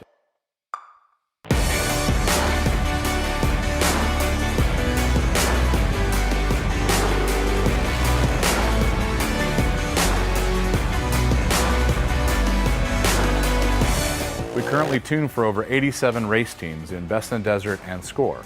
Our clients and race teams rely on our suspension components to allow them to win races and keep them safe. Suspension is a moving target. We are always trying to hit that target with every customer that we work with. Each customer's needs can be different, and we tune our kits accordingly. Our research and development never stops. We improve our components every single day. As the industry evolves and improves, so do our parts and kits. As of right now, we have over 100 products for UTVs. So when you bring your car to us, you have the satisfaction of knowing that you have the most experience, the highest quality products, and the fact that your car is being tuned specifically to you.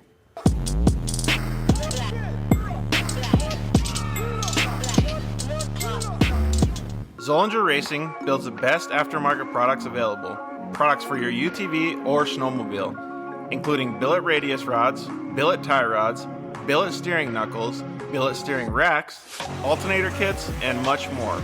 All manufactured in the United States in-house at their headquarters in Nibley, Utah.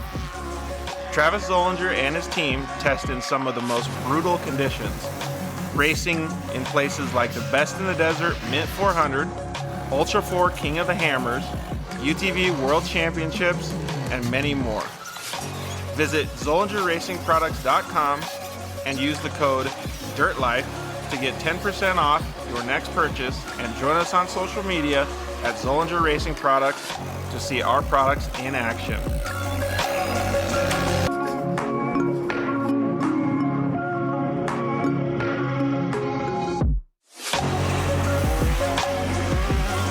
Zollinger Racing, the best products, period.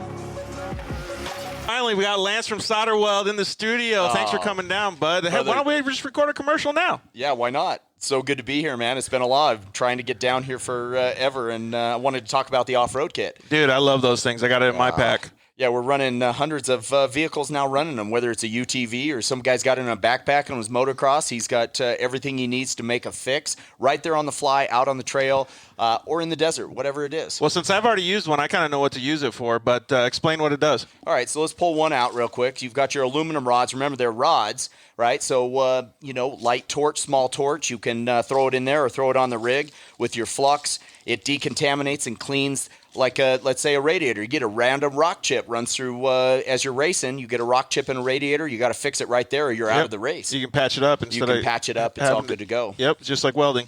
Yeah, also as well with that, you've got a brake line fix. So with your flux, you can fix a brake line, stainless steel, And then your hot block, heat absorption putty. So it keeps you from getting burned, number one, as well as keeps the heat from traveling. So it's really, really nice. I've used this not even to fix anything, so that stuff works so good, man. Listen, it's easy. It straps in nicely so that you have everything you need in one little place, and you don't have to carry a big bag in It's like a first aid kit for your vehicle. Yeah, Chase trucks have it as well, so that if they need to make a fix on the fly, they can get it done and get it done quick and get you back in the race. Dude, those things are so cool. All right, so it's at Solderweld on Instagram, Facebook, and solderweld.com. Awesome. All right, thanks, bud. Appreciate it.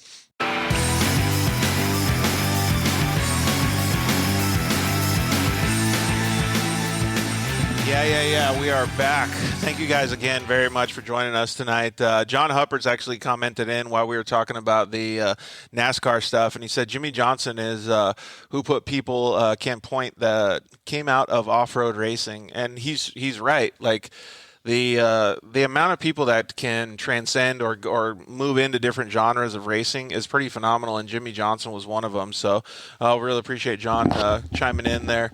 So now, man, this has been an awesome show, man. We've learned a lot from all the people that have called in. But I'd like to get a little bit deeper into Matt Martelli's story. I think a lot of this is going to be him and his brother. But, man, let's just start off. How did you even get involved in off-road? Because you grew up with skateboard and stuff, right? Yeah, but growing up in Southern California, it's like... Well, didn't you start off in Michigan or something? Yeah. Me and my brother were born in Kalamazoo, Michigan, and we moved to San Diego when we were 12. And so you had, So, man, it was the 80s, and so, like... Dude, what a culture shock, though. It was, but it was like, if you were a young male, it was like dying going to heaven, right? Yeah, that's a good point. They were like, oh, here's your three-wheeler, kid, and we're going to the truck races, and then we're going to go to Glamis, and then we'll go to Baja, and, I was just like, okay, this is awesome. Like, holy crap, yeah. Like, where's the bad part, right? So, no, I feel really fortunate that we moved to El Cajon, in Southern California in the 80s, and it was just on back then. And and everybody was... That was like an opportune growing time. Yeah, and everybody, like, the neighborhood was super cool. It was back when, like, you would disappear for a day and a night and nobody worried about you. They're like, he'll show up. Now you can't even walk down the street and play outside. No. So, we just got dropped into it, started, going to the races and growing up around people that raced and, just right away just got indoctrinated to it. So surfing and skateboarding was also a part of the culture here. And, we always did both. It was like, when there were waves, we were surfing. Yeah. Then we were, out at Glamis or Ocotillo or, going to Baja with people as kids and then just growing up in it. Yeah, it's really cool. And that Southern California atmosphere really breeds it. And then like motocross and different things like that existed. So let's fast forward because that's a long tenure, we'll call it. Like you go through your teens, you're doing all this stuff. I mean, when did you first get really introduced when you were like, you know what? Maybe I'm going to hang up the skateboard. Maybe I want to just really focus on the dirt and off-road. Well, what happened was I had started Mad Media with the goal to just focus on action sports, right? And do you remember what time frame this was? Like maybe? Yeah, it would have been early 90s, right? I got it. And and we did, and we grew it to we were one of the largest action sports agencies, and like Alex was talking about earlier, Osiris Shoes was one of our clients. Yep. And, so it was great, but we quickly realized like we kind of hit a ceiling financially with the brands, and we wanted to do more. We wanted to do bigger things, and their kind of mindset was like, oh, that's too much money, and the budget has to be this, and kind of short-sighted, to be honest with you. Because a lot of the bigger brands, the Quicksilvers, the Billabongs, they could afford it. Right. But just there wasn't a precedent for it, right? Other than, I would say, X Games, right? And that's kind of when DC was coming up as a shoe brand as well. Oh, yeah. DC was well on their way, So fun fact before you go too far into that. So I moved to Southern California in early 2000s. And I was just getting out of college, and I was just kind of getting my feet wet. And I had a computer science degree, so I started working on websites for different action sports companies. I saw the same level that you saw, like there was a cap, right? They can only afford so much. And it wasn't because the companies didn't have money. It was because the brands they couldn't go any bigger, right? But I remember seeing you guys and your name and how immersed you guys were in the culture. And I kept thinking to myself, man, that would be such a rad company to work with. Yeah. And so now, we're talking 15 years later, but it's a awesome opportunity for me to be able to sit next to you and have this conversation. No, I appreciate that. And likewise, it's really cool when I talk to other people who have come up through action sports, because we take the lessons that we learned in that culture and we apply them to, everything we're doing now in off-road culture. So, we just hit this point where we're like looking for the next thing, and we loved off-road. The problem was that off-road had kind of an old man image, right? And so it as a young, you mean coming from like the Ivan Stewart kind of thing? Yeah. Even after Ivan Stewart, because as the factories pulled out, it was older, wealthy guys who could afford the top vehicles. So like, I'm not picking on anyone in particular, but when some old fat dude that's bald gets out of the car and he just won the race, it's a little less appealing. You're a kid, you're like, that's not me. Right. You know what I mean? That's not cool. Bryce Menzies is a little more relatable to the kids. Yes, definitely. Bryce is a great ambassador. But so we started poking around and looking for young athletes to get involved with, and we found this young driver named Brian Eichler, and we went to him and we said, hey, we're thinking about doing a film, like a skateboard film, but for off-road.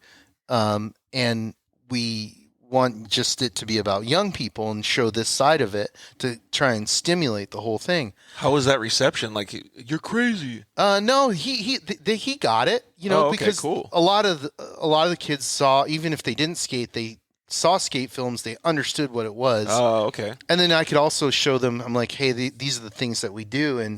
And so they were, all about it. But it was really funny because Brian's a real talented driver, ended up going into NASCAR for a bit, but also very humble.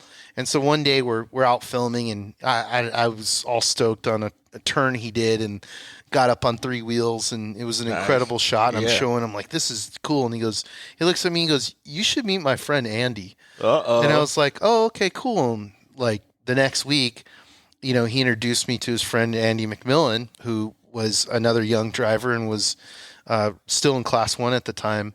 And so we started doing some stuff with Andy, again, under the idea that, we were going to make a film about off-roading, but focus on these younger drivers.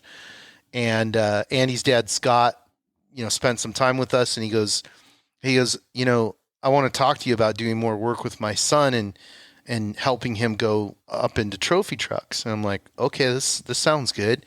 And that really gave us that re-immersed us into off-road culture at really the top level, so it was like, literally, hey, come with me.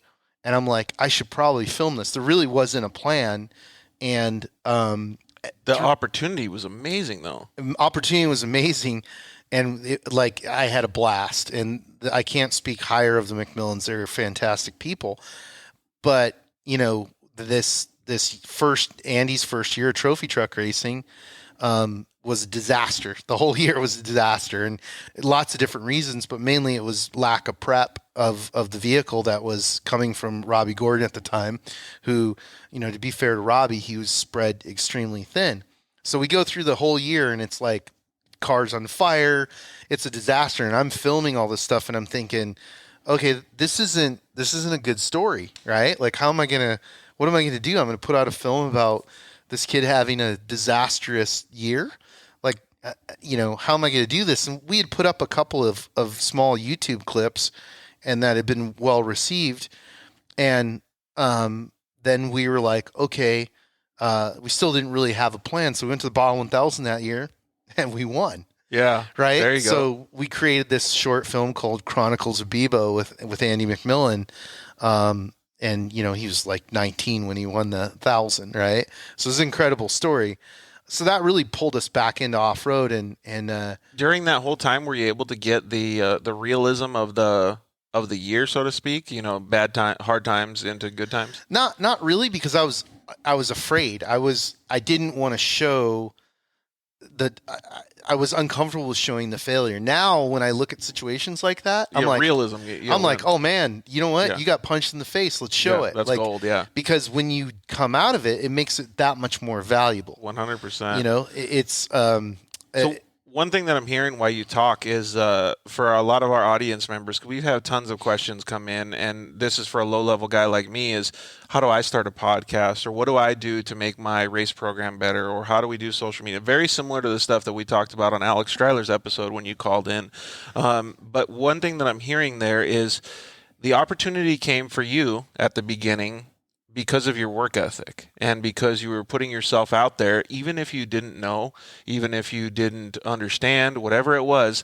And those opportunities came because you worked hard and you pushed to get them the final goal. 100%. So if any of our audience members have that, listen to that story, man, because it really goes to show that all that hard work, even if you thought you were going to fail that year because the content wasn't going to be good, it turned out because you kept going. Yeah, I mean, look, it was fun, and I really, again, to be fair, like being with the McMillans kind of takes away a lot of the fear of the things that we were doing, because even though I'm sleeping on a floor or whatever, you're with their whole group, right? And they know what they're doing, right?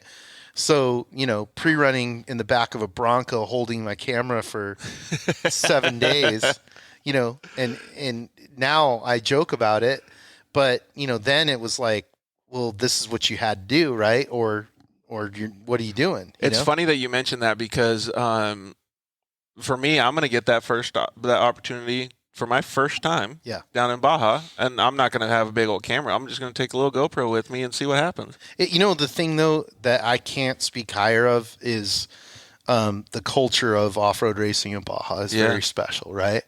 And just the experience of it, there's nothing like it. Like people always try and pit the Baja 1000 against the Mint 400, and they're two entirely different races and two entirely different experiences, right?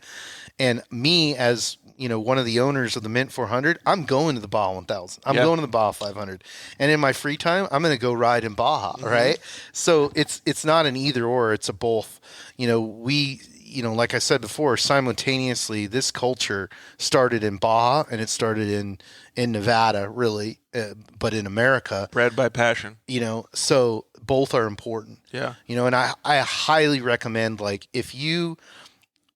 whether you race or whether you just want to go down and check it out, do it. Yeah. Because it's a magical experience. You're going to have a blast. It's better if you go down with people who can kind of show you the ropes, because it's a little bit confusing once you get there, right? But it's amazing. Food's amazing. People are amazing. I'm so excited, dude. The whole experience is amazing. Beautiful country as well. We had a couple comments come in. Lucretia said, I'm still in awe of the video you did for Emily and I. Hopefully we can do more. Yeah, that was a fun one.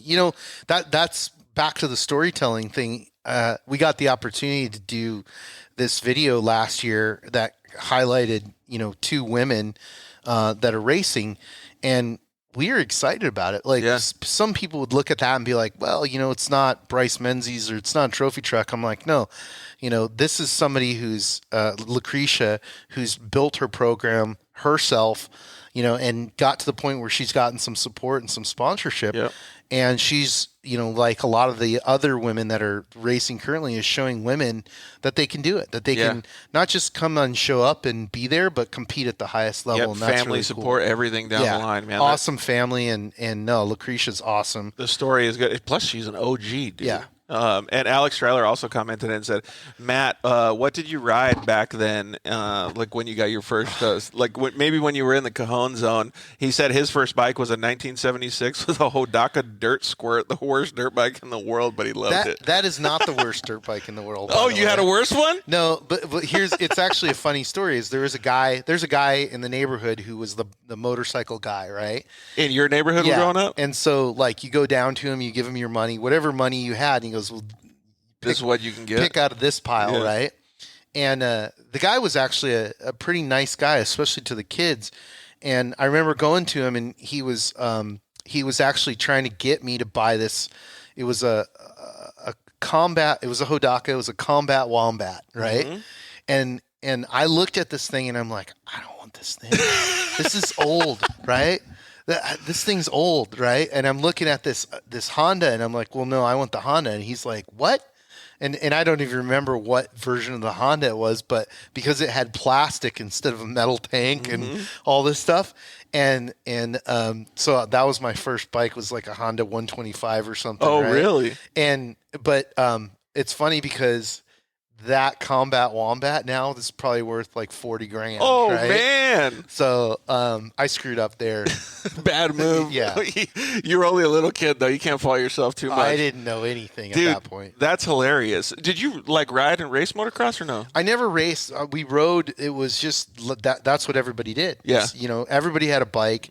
You know, if you were cool, you even had a 3-wheeler. Yep. You know, my cousin had a 3-wheeler, and I would borrow it all the time. Just like you talk now, like everybody's got a Trail 70 and all that stuff now, man. Yeah. It's pretty cool. Let's fast forward a little bit then. So when you're in Southern California, do you decide to go to school? Like, where's the next kind of steps because you're starting to get into filmmaking? Yeah, well, so I got into filmmaking because of skateboarding. You Right. know, you stand out around long enough at a skateboard park and somebody's going to hand you a camera. Right.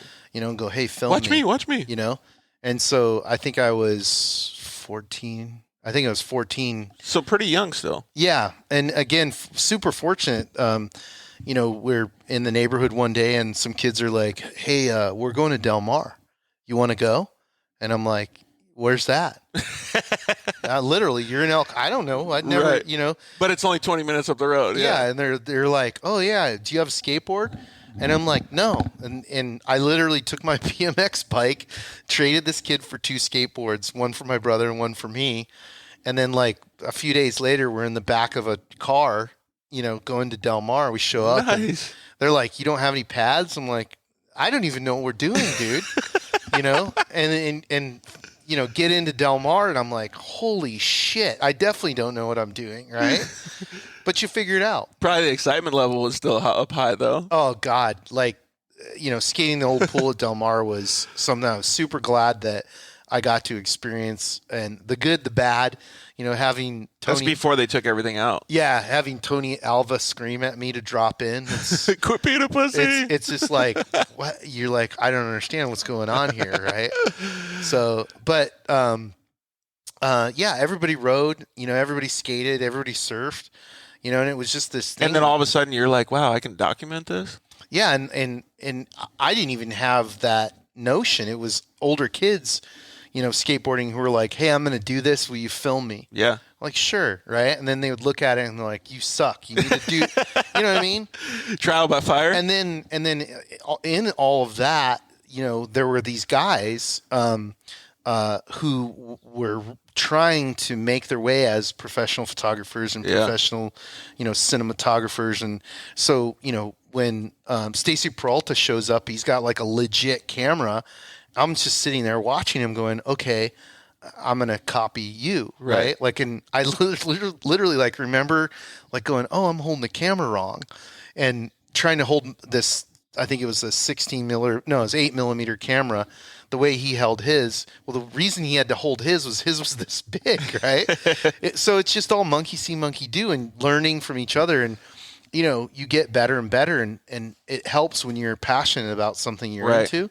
And it just, you know, keeps going and keeps going. So, yeah, I worked for skate brands, surf brands. I went to college for graphic design and mass communications.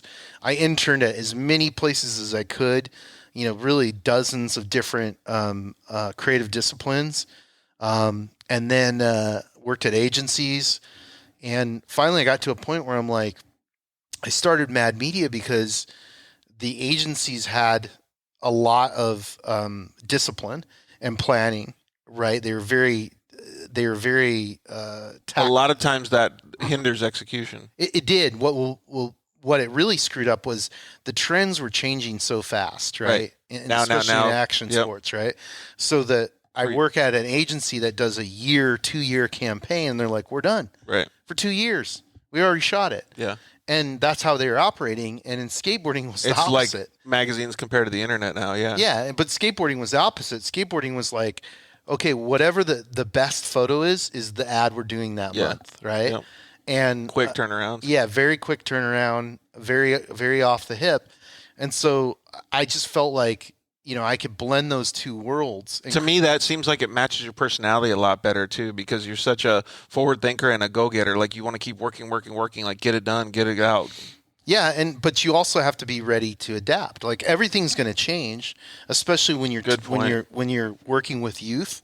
Like look at social media now. It's like, why is TikTok going as big as it is? It's not because a bunch of old dudes are like, we're going to make this thing da da da da da. It's because a bunch of kids took that and they're like, we like this format. We're going to show each other dancing or whatever they're doing, right? Yep. And it works for what they're trying to communicate, right? Yep. Makes total sense. So it's always the youth that are driving those paradigm shifts and those changes. So, I started Mad Media with the idea that we could bridge those two worlds and create a hybrid agency. And in your youth, you were at the forefront of that. And that's some of the stuff that I wanted to talk about there was some integral times or some milestones that happened. You wanted to start your own thing because you wanted to be able to have the creative freedom.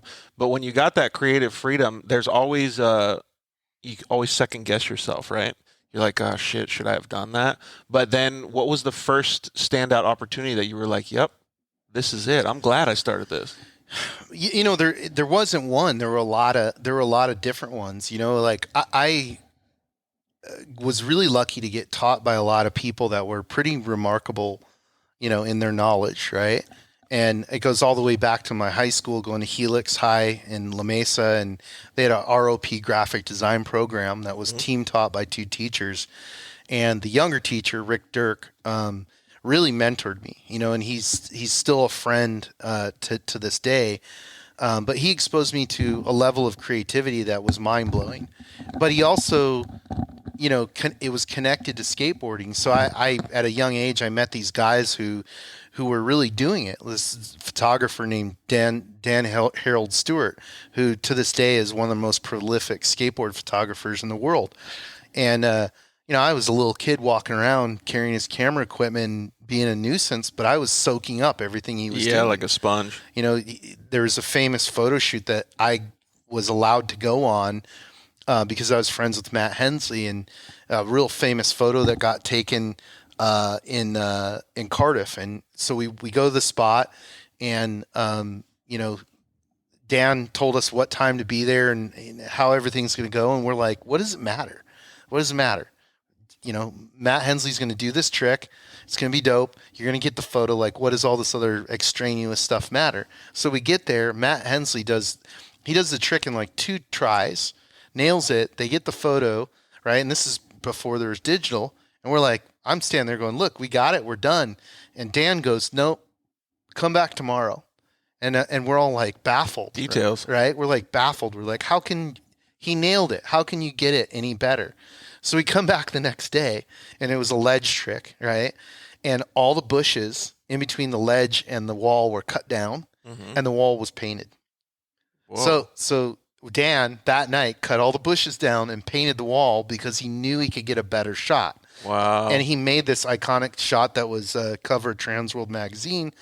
And so it's, things like that, experiences like that just taught me so much. Yeah. That's a completely different mentality and a mindset that really doesn't exist much these days. Just shoot it and forget it, right? It does. I see it in certain places. I see it in photography. I see it in filmmaking. But it's a different level. Yeah, absolutely. 100%, man. Knowing that and understanding I don't even know what to call it, trial by fire and education that you received in the real world doing these things and being a newbie on the scene. How does that translate into some of the projects that you've done? Because you've done fantastic projects, and we'll just talk about the one that I consider your guys' breakthrough and that Alex was talking about, like the Gymkhana stuff that you did. Ken Block has his own media team now, but you were able to start that. Yeah. That was a skateboard film with a car. Right. That's really what it was. It was funny because, Ken and I go back to like 1989, I think, 88 or 89. It was when we first met. when he started his first company, and then consequently sold that and started DC Shoes. And Ken's like, I can't speak higher of him from a business aspect. He's a marketing genius, branding genius. What he did, what him and his partner Damon did with DC Shoes was unparalleled for the time. And then he sold it, and then he decided to go rally racing, which is where we came in, right? And it was really cool. We were trying to just get people to understand rally. And, we had started doing people that didn't understand rally to understand rally. Yeah, we were trying to expose it because, it costs over $1 million a year to do. And if it's getting no exposure, nobody gets any sponsorship, similar to some of the challenges that we have in off-road racing today.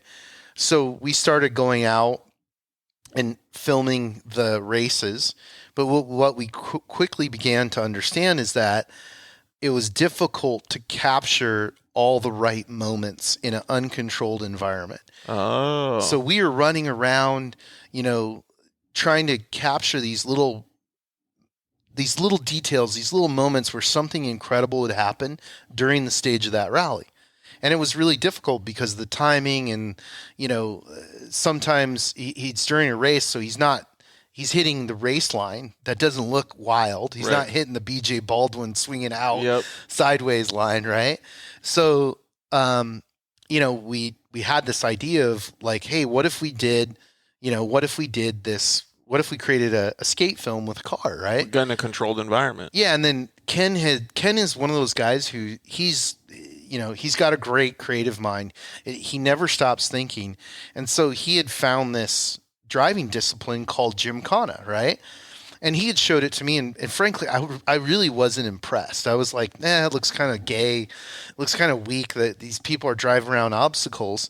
And he's like, yeah, but what if we do this with a 600 horsepower 4-wheel drive rally car? And I'm like, yeah, but like all these things, like those are whack. And he's like, he's trying to explain it to me. He's like, imagine 4-wheel drive burnouts, right? Imagine these things. And then I'm like, okay, like let's try it. Then it was, we need to find a location. We need to start putting things together. And, we knew about El Toro because some of the other guys who were in drifting had used it. And they actually did Gymkhana competitions there, right? Yeah. But they, again, were catering to not the lowest common denominator, but people who had low horsepower cars. It was about the discipline of driving, about car control, right? Right. And we wanted to create something that was extravagant. Yeah, and wild. Yeah. And that would make people go, okay, I need to look at this more. So we went out there and we shot for a few days, and, he had some stunts, we had some stunts. And when you see these kind of things, like if you have these ideas and you see them, actually the execution happening, are you like, wow? Yeah, there were definitely some wow moments because, one of the interesting things, this should be like a history of digital filmmaking because, there's a Panasonic camera that had just come out, right? Mm-hmm. And one of the features that it was the first kind of affordable camera that could shoot slow motion, shot 60 frames per second. Mm-hmm. And that was a huge deal. And like, it was really funny because we got our hands on those cameras. Not only were we one of the first people on the West Coast to get our hands on those cameras, but we are the dumbest people that were taken into the dirt, right? So we're like out at rally, events in the kill zone, just getting rocked to shit, right? And but we were able to capture these moments because slow-mo changed everything, right? And you can see the precision a lot more. Yeah, and so that coupled with, my brother's editing skills and attention to detail and just, and even, going back to doing donuts, that's a funny story is everybody looks at the Segway and the donuts like a normal thing, right? We got to that point and we had this idea and to make it more drastic and nobody would do it. Everybody's like, well, I'm not doing it. Like there was a guy that worked for us at the time and he'd agreed to do it. To get him on the Segway to move a little bit. Both me and my brother were shooting at that time. Right.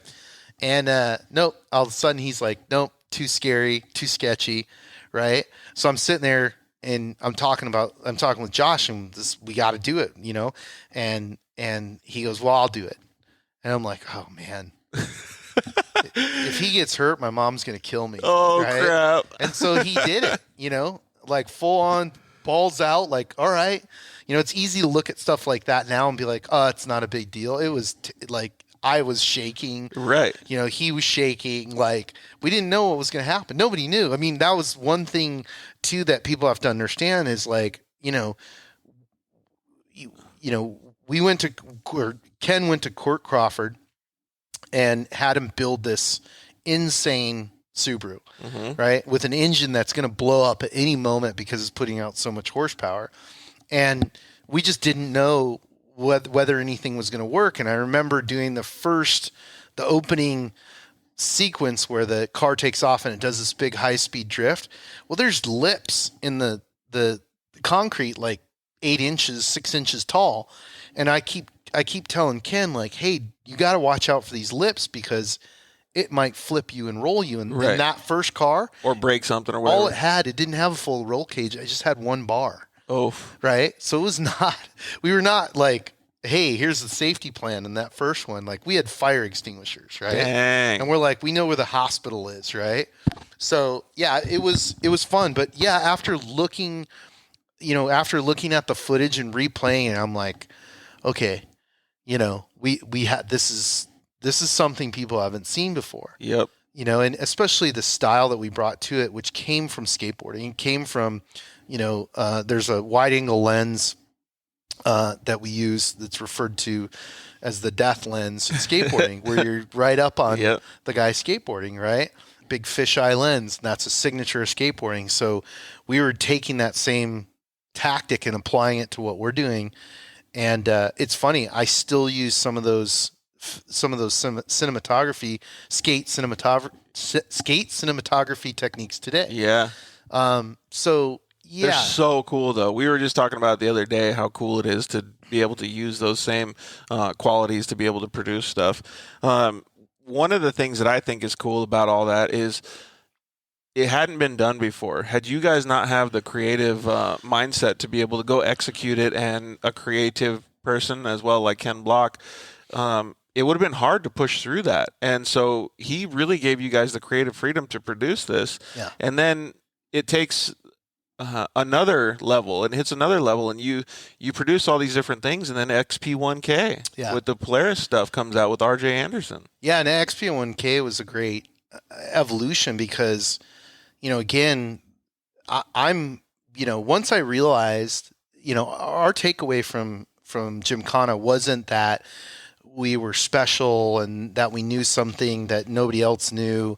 What our takeaway was is that, we had the opportunity to take the best drivers, the best vehicles, in the best locations and do these incredible, films. And we still do. And we still look for those opportunities. Insanely incredible, right? yeah. And so, fast forward to XP1K, and it's like, I'm looking at these vehicles and I'm like, dude, like, we can do a lot with these. And, funny backstory is that the location for the first XP1K was originally going to be Rick Huseman in a Pro 4 before he died. And so I had picked the location. I actually had the project funded. Like, we're in the beginning stages of planning. And actually I was talking to Rick and Rick's brothers about actually building a separate car other than his race car, so that if we destroyed it, it wouldn't ruin his race program, right? Because that's something people don't think about. It's like, no, you destroy a car, which you will do during those projects, and if that's your race car, you're up the creek. And right? you learned that from the Gymkhana stuff, yeah. And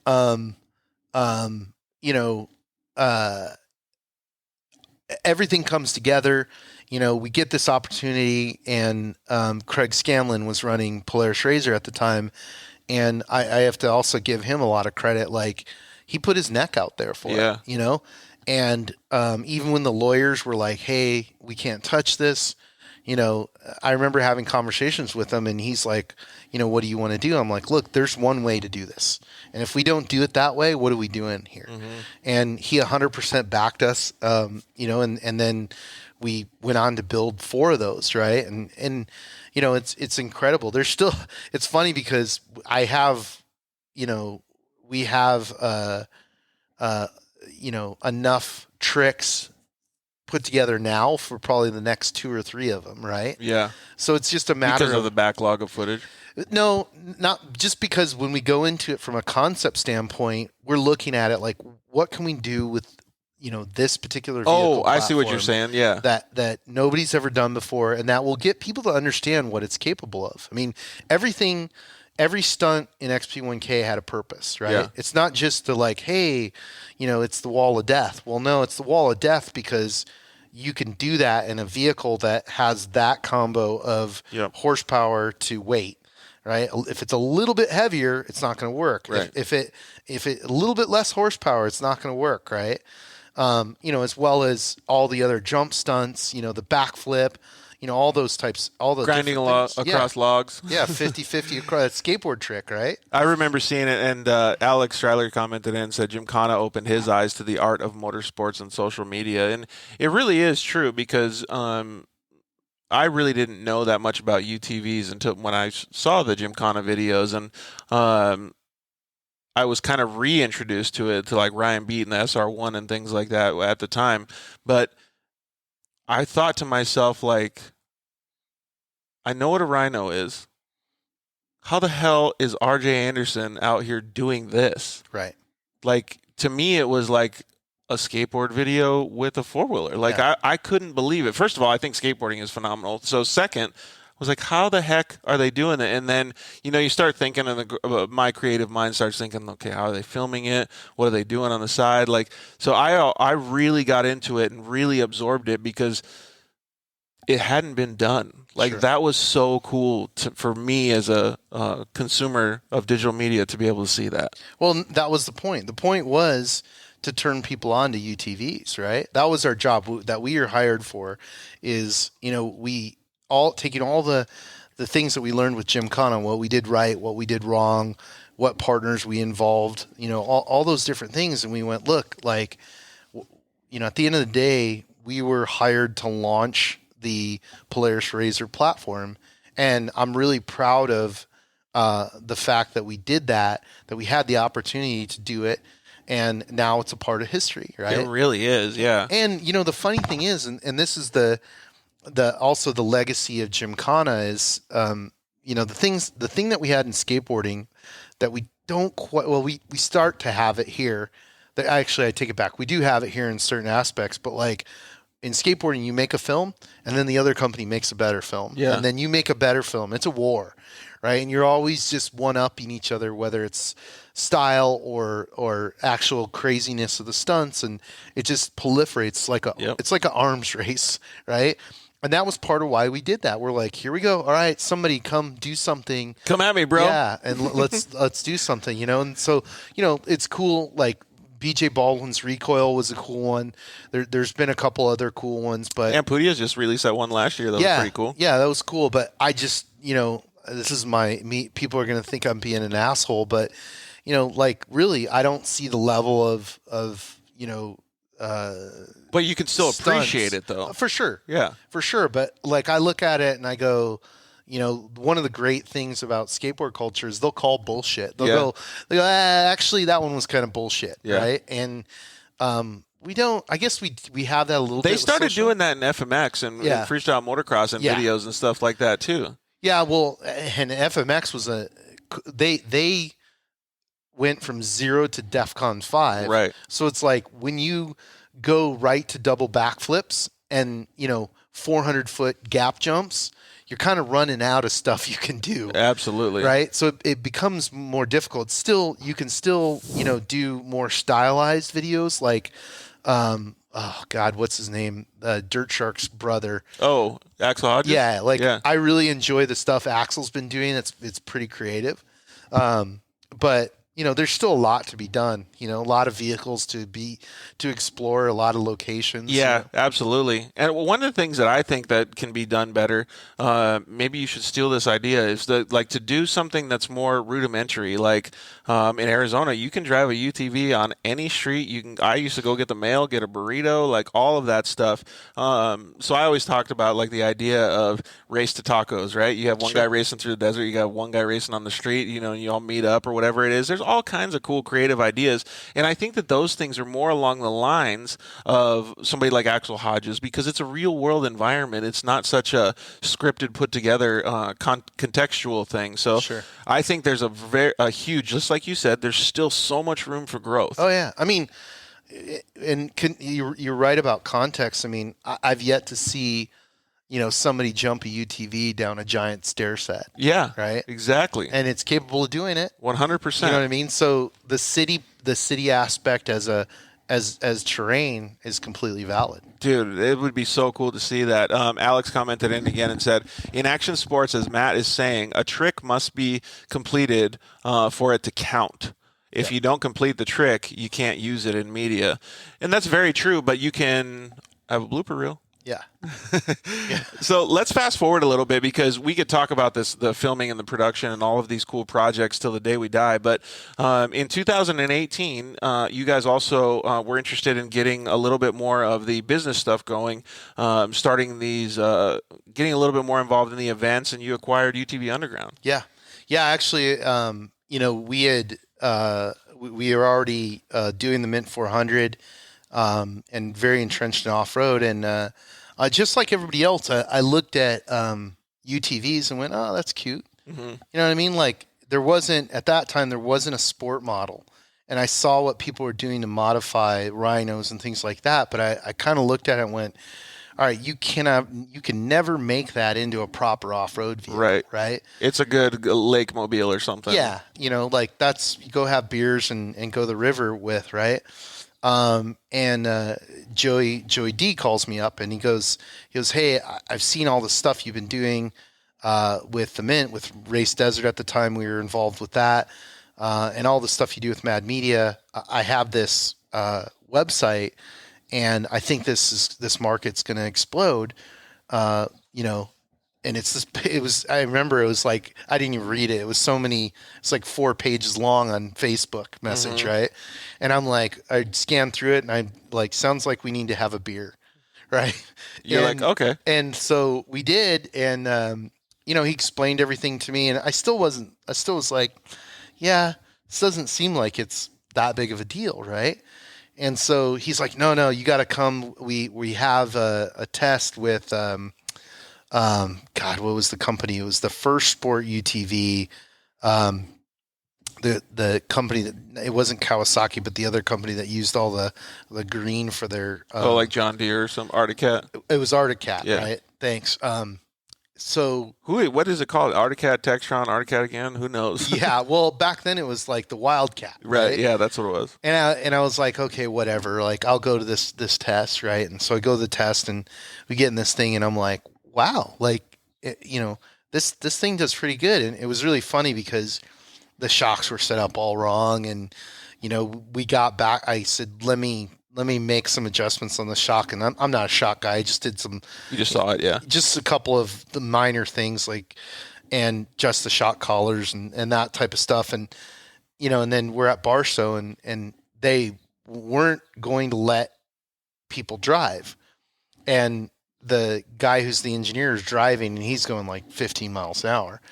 And I'm like, hey, why don't you let me drive? I've been through Barstow, Maine, and every type of vehicle you can imagine. I go, I'll take it easy. So he let me drive. And then, so we did a few runs and went faster and faster. And pretty soon I pretty much had the thing tapped out at, I think it was at 45, 50 miles an hour. But going through Barstow, Maine. Yeah, that's pretty gnarly. At something at that point cost $12,000. Right. Right. At 45 miles an hour. That's a mind changer for you. It melted my mind. Yeah. And to the point, and I'm really glad it didn't work out, but I looked at the guys and I'm like, hey, do you have a dealer in El Cajon? And they're like, where's El Cajon? Right. And I was like, oh man, I should snatch this up and be the first whatever UTV dealer in El Cajon. Didn't work out, which I'm really glad it didn't, because what Polaris had also been working on their model with Robbie Gordon, right? And it was superior. It was superior to everybody's, just thought processes in general, because Robbie had a knowledge base that got them further along. They would have probably gotten there eventually. He just got them there quicker. Yeah, sped up the development. And so then that vehicle came out, and once I went through that process, I'm like, okay, Joey, you got a partner now. Got it. We're going to supercharge this thing. We're going to put you on video. We're going to build this thing up. And we went for it. And, consequently at the same time, the entries were growing at the Mint, and we very quickly were like, look, UTVs are going to cannibalize everything unless we give them their own event. And that's where we started the UTV World Championship. It kind of all comes to fruition like just a big circle, right? Like all these little things that happen. And I think that's really true in a lot of people's environments. I came from dirt bikes and motocross and supercross, and the UTVs was what piqued my interest because of cost, and UTVs piqued your interest because of the opportunity, right? And so all of these people have a different entrance into the segment, but we all feel the same when we drive them. Well, yeah, but the game changer with the UTV was a payment.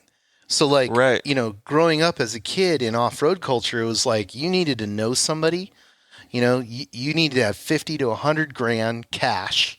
Right. And then to even build a 10 car or whatever. It's a sand car, right? Like anything legit was, it was like this hidden world, and unless you knew somebody, there was no sign. That's such a good fact. Like the payment is what unlocked it for everybody. Yeah. And like, I'm sitting there and I'm like, I remember looking at Joey afterwards. I'm like, this is going to change everything. Yeah. And then once they started coming forward with their warranty stuff, I'm like, there's no way they're going to warranty these things. And they did. Yeah. And then there was warranted as long as you had stock parts related to racing. I'm like, this is just, what I mean? This is blowing my mind here. So it was a paradigm shift, that still we're, I don't think we've even begun to really see the true effect of it. Yeah, I think it's just still scratching the surface. Everybody's like, oh, these cars are so big. I think it's still coming to fruition. John Huppert's also commented in and said Arctic Cat and Polaris started about 60 miles away from each other up in northern Minnesota. Yes, very true. Crazy how they all start, Well, and it's weirder that how does it come from Minnesota? That's, not the application. I understand the snowmobile thing with both of them, right? Right, yep. But no, it's really cool, and again, I give props to all the companies out there. I mean, every one of them. The new Kawasaki is dope. Honda has a dope car. Yamaha's, dude, are awesome for trails. Like, there's lots of different manufacturers out there. Yeah, the more the merrier. Yeah. Right. Yeah, exactly. We were going to talk a little bit about branding, but I think we should probably skip that. Maybe leave that for a specific episode. I want to still kind of go on the path of your evolution and talk about when you're doing these events and understanding the UTV culture with UTV Underground. Is it just preparing you to be like, wow, you know what? We need a big event for UTVs. Maybe we'll start the UTV World Championship. Like, where does this idea come from? I think the ideas are pretty easy. Again, coming from our background in action sports, like making the transition from being the guys who filmed the Mint for the first 2 years to being the guys who own the Mint. And to be fair, we own the Mint. We buy the Mint, and then I went to Casey Folks because I'm like, I don't know what I'm doing, dude. Right. I need your help, right? And we had a great relationship, and he was an awesome mentor. So it wasn't like we automatically switched that over, but we knew, here's the bottom line with off-road racing, right? Well, from filmmaking to an event owner, that's a massive transition. There's got to be a lot of hiccups. It was scary. It still is, to be honest with you, it still is scary. Like, right. we deal with, big number stuff and crazy stuff and, lawsuits and everything under insurance and, but the thing I've learned is, like, people are always going to tell you no. Right. I don't know why. I don't know where that comes from, but people just want to tell you no. Yeah. Right. And, I hate that. I would love to people just support each other more. And you just got to go. You just got to look at it and go, no is not a definitive answer. Right. Right. It's a no means maybe. It's a temporary roadblock, and whether it's business or life, you gotta figure it out and go forward, because there really is no other option. Yeah. Again, fun fact: a doctor walked into my hospital room when I broke my back on a dirt bike. He said, "You'll never be able to walk again." I told him, "Fuck you." Yeah. And never heard from him again. Yeah. Same thing. Yeah, it's crazy, right? Why would you say that to somebody? Yeah. Why would you tell somebody, no, you can't do this event, or no, you can't do something? Yeah, absolutely. I mean, it was a lot. It still is a lot of work. Like, I still wake up at 3 a.m. worrying about how we're going to lay out the infield of the track. Hey, so I've had like 5 or 10 people all say the same thing. You know what? I don't know if Matt sleeps. He just works and keeps coming up with these ideas, which is good and bad, right? I mean, you need sleep, but it's cool because you're the perfect person to be that pioneer moving forward. It's one of these things where I feel blessed, to be given the opportunity, but also like, hey, there isn't anybody else that's going to do what we're going to do. We hit a point where we realize that, and we're like, I like how you say we, though, because of the team, your brother. Absolutely. Yeah. There's no way. I mean, look, I'm the front guy. I'm the loud guy. I'm the guy who's always waving my arms out, shouting shit out. But without my brother, this whole thing wouldn't have happened. Well, don't say it just like that, though, because I've also seen you being the event coordinator, but also taking a wrench and going to help the kid start his Polaris sure. 170 to get out there. No, for sure. But and to me, that's fun. It's part of the culture, right? But yeah, I have an amazing team, and now over the past few years, our cousin has come into the business, and Killian, and he's been a huge part of it. Yeah. He's doing a fantastic job as well. We had a couple comments come in. Great people in Minnesota. Yeah, John keeps trying to get me to go to Minnesota. I send him pictures of of being all warm and cozy down here, and he goes down to Phoenix and stuff. And I'm like, yeah, that sounds good. And then he sends me a picture of Minnesota. I'm like, nope. Well, listen, it's true. I mean, we're originally from Michigan, and I can speak to Kalamazoo and Detroit. It's like, dude, those are some hard-working people, and like, absolutely. When we're bitching about, it's gray May, boo-hoo, we're like, yeah, it's 80 degrees here, My dad and I went up there for an event called the Extremity Games, which was my qualifier for the X Games when I raced dirt bikes, and I qualified, thank God. But when we were up there, we went to a Walmart. And my dad's just a car guy, and it's in Flint, Michigan, which is right down the street from all the auto manufacturers. I know well. And he wore a Toyota hat into Walmart. Oh, yeah. I thought we were going to get murdered. Yeah. He threw it away and went and got a different one. This is actually a funny, true story. So the neighborhood that me and my brother grew up in, mostly in Kalamazoo, we had a union hall down the street. Yeah. And for those of you who don't know what a union hall is, it's when you're not working, that's where you go hang out. It's basically a bar. Oh, okay. Right? And so the union pays to offset your drinking costs, right? So basically it's like, oh, you're not working? Just go get drunk. Yeah. Right? Everything will be fine, right? So you blow have off some steam. Yeah, you have a bunch of drunk, generally angry guys because they're not working, right? So the one of the pastimes for me and my brother would be, we'd go to the union hall, and they would tell us, hey, go tell us where all the foreign cars are. And they give us a napkin and a pen, and we walk around the neighborhood and basically draw a schematic. Right? Really? Yeah. And then hand it back to them, and they would give us like $5 or whatever, and we'd hang out in the union hall and listen, whatever, yeah, play video games or whatever it was, and then they would work their way up until there was enough of them and they were drunk enough, and then they would go cruising around the neighborhood, and if there was a Toyota or any foreign car parked on the street, they would just flip it over. Holy shit. And the cops would stand there like this because they were in the same union. That's crazy. Right? And it's funny because in all of that, I still fell in love back then with off-road racing by watching Ivan Stewart race the Ball 1000 on Wide World of Sports back then. God, that is so great. John, you probably like that story. Lucretia said, you guys have done a great job. We love the Mint. So she's talking about as you acquired the Mint and how you've been able to increase the social promotion and everything, I'm sure.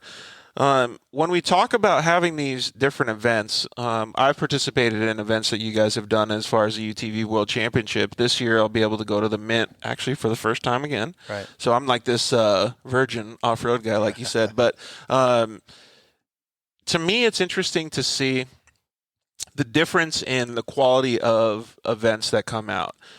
You have tons of different events for any type of off-road genre.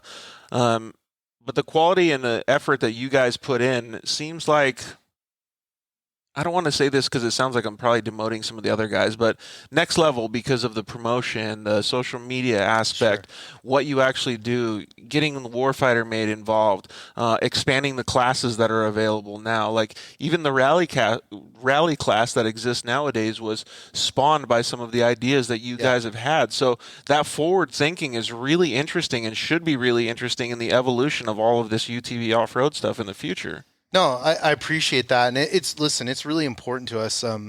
First off, we're not interested in putting on off-road races. We're interested in putting on off-road race events. Got it. And there's a difference between being an event and a race. All the other races that go on, they're great. We need them, right? Not every event can be the Mint 400. It has to have this right formula, right? But conversely, what we started realizing... And the history. Yeah. Well, listen... I'm the first guy who will say that we were extremely lucky to get our hands on the Mint. I remember making the decision to purchase it and then trying to explain the rationale to my brother, and he was kind of pissed off at me. I was wondering what that conversation went like. It was pretty funny because, the opportunity came up. I just did it, and we really didn't have the money to do it at the time. Was Josh like, dude, what the fuck? Yeah, he's like, how in the fuck are we going to make money off this? We're not race promoters. And I'm like, well, I have this idea, blah, blah. He was pretty pissed because we were doing really well at that point with the media side of things, and, we didn't have very much risk. Hey, you got him fired up. Yeah, but what happened was... Those opportunities don't come that often, so I get your point. And so for me, I felt like, oh, we're buying the Indy 500. Yeah. Who wouldn't do that? Yep. You know what I mean? The price, didn't matter. What mattered was we got this piece of history, and also that, we could start implementing our ideas and shepherd this whole thing forward. So before you even continue on, I'm feeling the passion right here, because you wouldn't have made those decisions had you not loved off-road so much. Like with every ounce of your body, to be able to put that mindset forward. Listen, if I tell people, I try and explain people this. I have a guy, it's actually really funny. He's my jiu-jitsu instructor and my money manager, right? Paulo Fernando, super smart Brazilian, worked for Payne Weber. And I took whatever little money I had years ago and started investing it with him. And when I bought the Mint and told him about it, he's like, no, that's a bad idea. You should invest it in real estate. Mm-hmm. Right? And I'm like, well, you don't understand. Da, da, da, da. So he's been running the numbers for me ever since we got involved. And every year he's like, just so you understand, if you invested all this money every year into real estate, here's where you'd be at. Oh. Right? And then he's like, can I get some VIP tickets? So it's the passion. Well, that does prove a good point, though. It's the passion that evolves the industry and gets you happy. Yeah, and I just think that, we've been, whether you believe in a higher power or whatever you believe in, but we were built for this opportunity. We have a knowledge base that gives us a technical advantage on the media side. We're passionate about it. We love and respect the racers. We have a lot of respect for the sponsors. Like, I love the business of off-road. Yeah. I'm an off-road nerd. It's like, Neil Mason is right over here.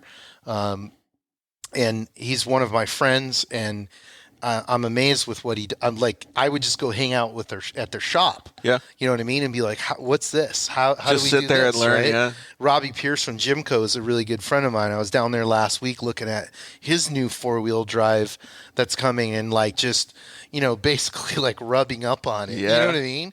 So get ready to put up a good bed and sleep next to it. Basically, yep. I mean, look, this is what we're into. It's it's this and pretty much, action sports, MMA, right? So how does that fuel the fire for running the business then? Because you still have creative media projects, you have a few different outlets, websites, and media production and things like that.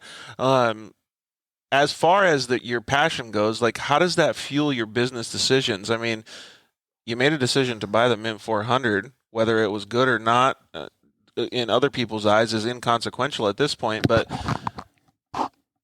is it just passion that just drives all of this?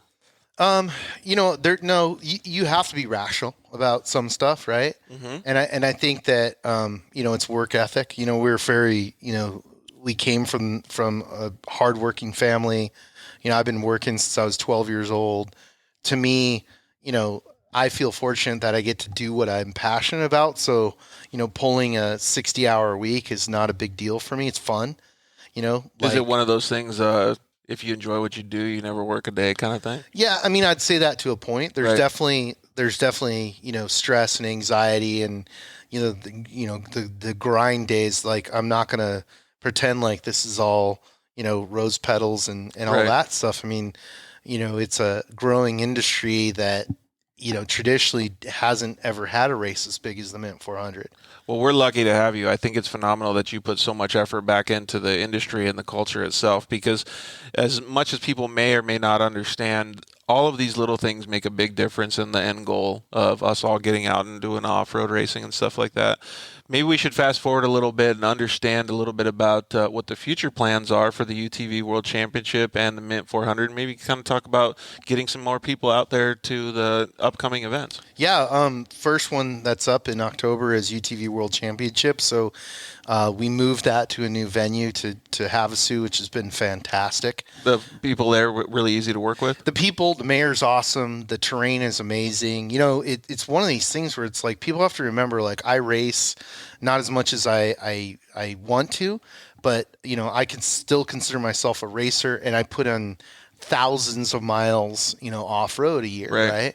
And so I look at things and I'm like, I wouldn't, want to race that. And that was honestly one of the challenges with Laughlin was like, Laughlin started out years ago as a bigger course and was a score race. And when it was that bigger course, I thought it was a really good course.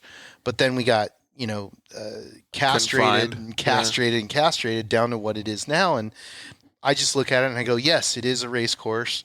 Can you have fun out there? Yes, you can have fun out there, but only because you don't know that you can go race all this other stuff. Right. So I think part of our job as race promoters is to go out and do the good fights with the BLM and the cities and whoever it is, right? And go, hey, we want to race in this area. How do we do it? Right. Right. And we're pretty constantly doing that. And so Havasu has been fantastic to work with. And one of the rumors that I heard is that the track or the course is going to be a little different this year. We'll always tweak the course, and we've asked for some bigger course stuff. And so that timeline is dictated by the BLM. Gotcha. But I would say this, like, the whole world has changed. I remember coming into this as a new promoter, and everybody was like, they're going to shut the desert down. Or the whole thing is over any day. It's going to happen. And do you hear that anymore? No, actually, no. Especially with all of the people trying to get out more. And I think that's part and parcel of what we've done. I think it's part and parcel of what Dave Cole's done with King of the Hammers. We've scaled these events up to the point where now we have some economic power. Got it. And now instead of begging, we can go in and say, do you want us here? Do you want the $40 million of impact that the Mint 400 brings to your city? Cool. Then let's talk business. Right. Got it. It makes a big, big difference. And again, I can just see it. Like, that is all. When you talk about those big numbers, it's a real big business, but it's fueled by passion. Yeah. That is super cool. Well, man. let me throw out another number too. Okay. How many billions of dollars do you think that are in UTVs are sold? Billions. Honestly, I probably couldn't even guess. Right. Let me just say 30. It's a little bit lower than that, but it's multiple billions, right? So we're talking about, and especially when sports side by side is 7 years old, right? That's insane. Huge. So when you start thinking about the paradigm shift that this vehicle and really the catalyst for it has been off-road racing, because the performance vehicle, there was no need for the performance vehicle, right? Southern California created the need for that performance UTV for every dude who went out and modified, a Rhino. Lucretia and the Rhino. Exactly. Yep. You guys created a multi-billion-dollar global industry. Yep. Right. And that's what Southern California culture has a history of doing that with skateboarding, hot rods, music, food, moto. It keeps going. And it part of it is that, we have pretty perfect weather year round here, so we're not cooped up, so we're out doing stuff. Yeah. But part of it is just the DNA of Southern California. Man, that is phenomenal to think about. And to think about how much further it can go. Yeah.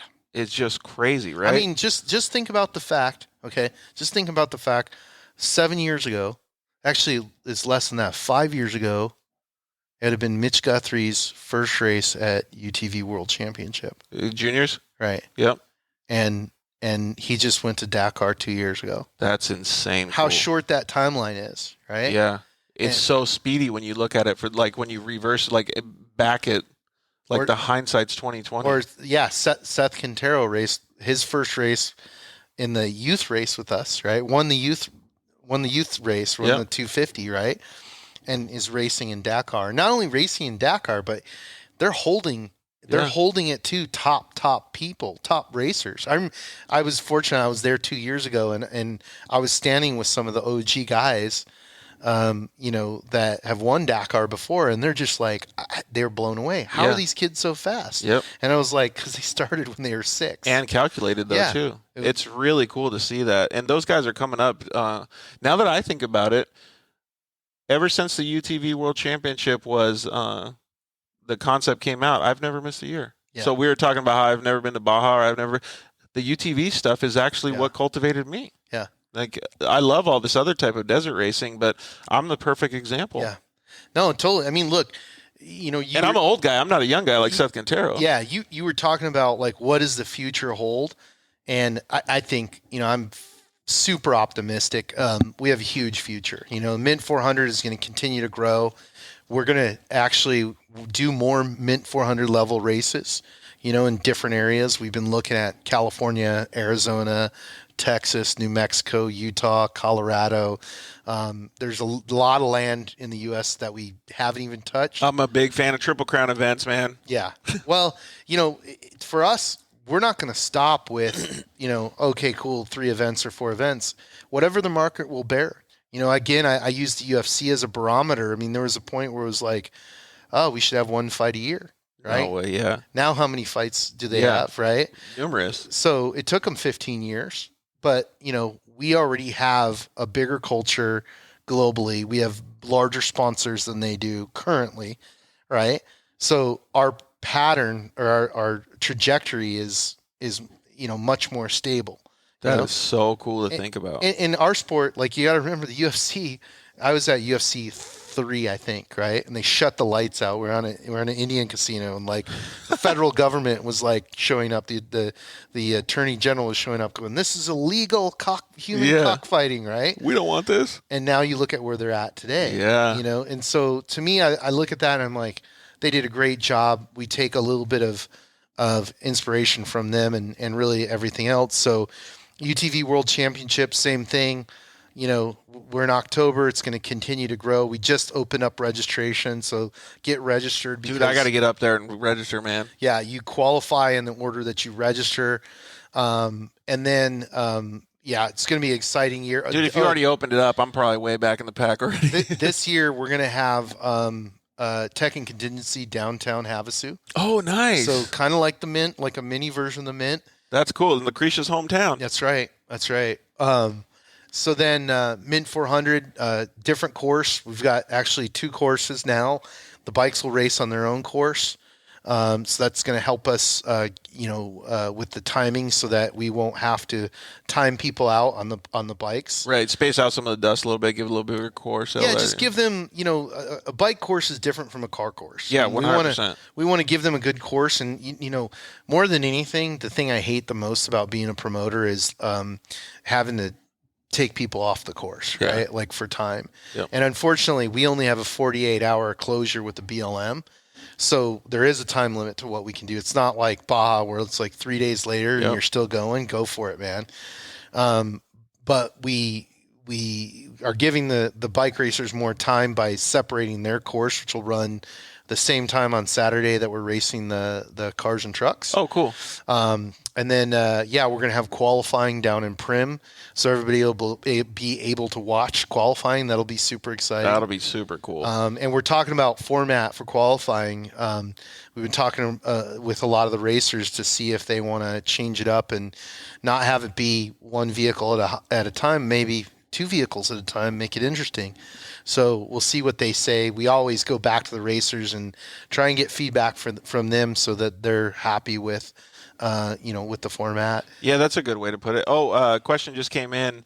You're probably going to answer it in Polaris, so I'll be the argument guy over here. Tyrone said, "What's up, fellas? What is a nice side-by-side for a big guy?" So Cowie. Yeah, I was going to say Cowie too. Those things have so much room inside. Yeah.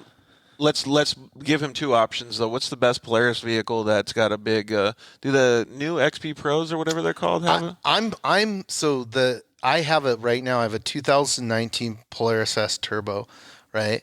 And I think their new cars are really cool, right? But that car was like really the car for me, like right? custom fitted for you almost? Yeah, I mean, look, with a four-seater, it has to me the right wheelbase, the right amount of horsepower. Like really, the only thing I do to it is I cage it, seats, put all the safety stuff in it.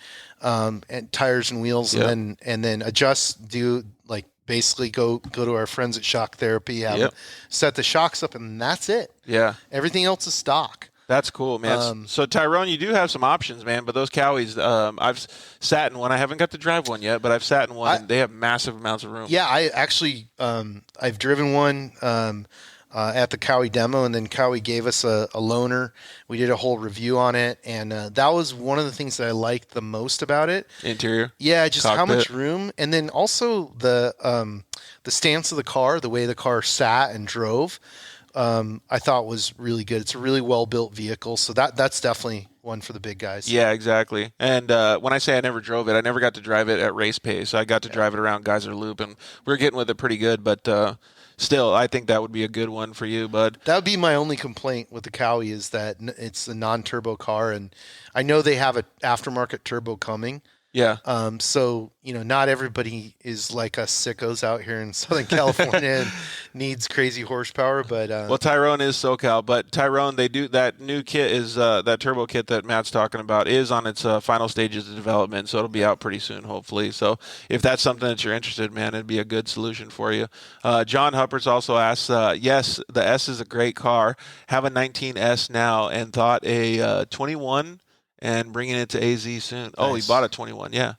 Yeah. I like I said, it's like, I'll take cars and just do a lot of miles on them. Yeah. So we very quickly find out, what the weak points are in the car, and that Turbo S, that car platform 72 inches wide. Like it's perfect. And I think we should probably back up a little bit on our answers as those are, tuned for you or get for you, Tyrone, but every single UTV that's out right now, every single one of them is good. Yeah, it doesn't matter what you. One I want to give some love to is the Yamaha. Yeah. I got the opportunity to go back and do some trails in the Midwest in a Yamaha. Which one did you use? The YXE? The YXE, and I had a blast. Yeah. Normally like tight trail riding is cool, but like having the ability to shift up and shift down and really throw the car around, it was super fun. Yeah, like I always tell everybody, you don't drive with the throttle on the YXE, you drive with the transmission. Yeah, totally. Yeah, it's super fun.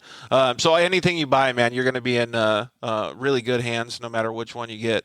All right, so let's start winding down a little bit here. You said that can you please tell everybody when the UTV World Championship is and then when the Mint 400 is? Yeah, first weekend in October for UTV World Championship. You can go to utvworldchampionship.com and get all the details. And you got pre-running before it. You got all the little parties and all the events and stuff happening, all definitely. Which are phenomenal. So we're going to be there, so you guys should definitely come check it out. And then the Mint 400? Yep, Mint 400 is this year's first weekend in December. Okay. We moved it in January, we announced that we were going to move it because we wanted to be outside of the COVID window, and just get back to real events, Yeah. So we're already north of 300 entries, which is ahead of where we normally would be, which is great. Ticket sales are like 2/3 sold through, so don't wait. It's going to be a busy. It's funny because now that things are opening up, everybody's going buck wild, which we anticipated. So, I think that it's going to end up being one of the biggest mints ever. Yeah, I really do too. And not that people are just looking forward to going to the mint, but there's been so much industry growth in the past year and a half because of all the things that have happened that I think it's going to open up people's eyes to be able to go out there and look at stuff like this. Yeah, and it's going to be a little bit cool out. But I think that's gonna benefit us. Sweater weather, man. That's all. Yeah. Okay, and then the last question that we have that's open answer is: what does the future hold for you, your brother, and these different organizations that you're part of? I mean, we're gonna keep. Our goal with our race series is to build out a series, right? Okay. And so, like I said before, like I'm happy that everybody else is doing their thing, and we want them to, there needs to be all sorts of different levels of off-road racing, Right. But there needs to be more Mint 400s. The racers want it, the sponsors want it, spectators want it. And in order for off-road racing to have a strong future, we have to control economic impact. Right. So we have to be able to go have an event in a city and, increase the value of what we just did there, drop 40 million, 20 million, eventually 100 million into their pockets locally. And that's, food, booze, hotel rooms, spending in those cities, and we do it with the Mint in Vegas. Now we need to go take that. And it's just little stuff too. Like I remember at the UTV World Championship, we were like, okay, we got an Airbnb. Let's fill the house with food. And I said, you know what? Let's take a step back. And I talked to my dad, my crew chief, and different people that were with us at the Airbnb. And I said, you know what? Let's fill it halfway with food. Sure. The other times we're going to go out to eat and we're going to support the local businesses. And I knew I'd made the right decision when I saw your brother at the breakfast. Well, and we appreciate that because what we want you to walk in there and tell them, hey, I'm here with UTV World Championship. I'm here with the Mint, so that they know where it's coming from. Absolutely. So even if you're a spectator, not a racer, just do it. Yeah, that I can't stress that more. Like, in order to ensure a strong future, we have to do that, because if we don't play the economic game, we'll be dealing with what we've dealt with the last 50 years of off-road racing, which is going in and begging for opportunities. 100%. And even moreover, like, we picked the mom and pops. We didn't pick Chili's. We didn't pick Applebee's. We picked the mom and pops, the ones that we knew were in the city that would potentially go back to the BLM or whoever it is and say, we appreciate those guys coming. Absolutely. So it was cool for us to see it. And then, so as far as the events go, we're going to attend all the events we can, and I hope other people that are listening to the podcast are able to do it as well and come say hi to us at the Dirt Life. Come say hi to Matt while he's walking around being busy. Actually, just give him knuckles and let him get back to work. But what about for the media company? Yeah, I mean, look, you were asking me before about multitasking and is it hard and, all that kind of stuff. It is, but I'm just built this way. Like, I'll go from doing accounting and working with, the accounting department and to, writing creative for the next project to, working on future plans for races. And that's just how my brain works. That's good that you're able to pivot and shift gears like that. I get bored. Like, I seriously, like, half this stuff came up because I'm like, all right, we have some time. What are we going to do? You know what I mean? Hey, we got an extra 3 minutes here. And my brother and everybody's looking at me like, fuck you. Like, calm down, stop. Matt. Calm down. But no, I mean, that's the thing is, like, with the media company, it's very simple. We love doing this. Yeah. I'm never going to stop, filmmaking and creating content. I'll always do that. My brother will always do that. Our group will always do it. But very succinctly, it's, the same opportunity that came up with Gymkhana, that came up with XP1K, and even small projects. We want to keep doing it, but with the bigger projects, it's very simple. We want to take the best drivers to the best locations in the world and put them in the best vehicles. Yeah. And, there's still a lot to be done, in particular with off-road, but even other disciplines. So that's so cool to see. That's really our passion. And when I see the other films done, there's a lot of good stuff, that's done. But I just see things. Dude, it's that competitive spirit that you had. Like, you got to do a video better than your other guy, and then that's so like the skateboard stuff that you were talking about. Yeah, but it's also goes back to the creativity. It's like, I'll use the film The Joker that came out last year. It's like, look, there were a lot of films that came out last year, but there was only one Joker film. Yeah. And that's because, the cinematographer, the director, the actor were all on the same page, and they're like, look, we're going to do our thing and we're going to send it. Same as God, what was the one I was But those were so crazy. It was like, right borderline being a little bit to piss people off, but it was good. Yeah, I love that. But like, just speaking about the visuals, or like, like the new version of Blade Runner that Deakins did, like, you didn't have to do that. Yep. You know what I mean? Like, you could have phoned it in and you could have done the same BS, CG stuff. And but they went over the top. Yeah. Same with Joker. It's like, he could have phoned that in and been like, well, here's what everybody's expecting. That's easy. We'll just do that. Right. And they didn't do it. And so, yeah, just like when Transformers came out too. All right, so we kind of know what everything's gonna happen. We're gonna be at both those races, the UTV World Championship and the Mint 400.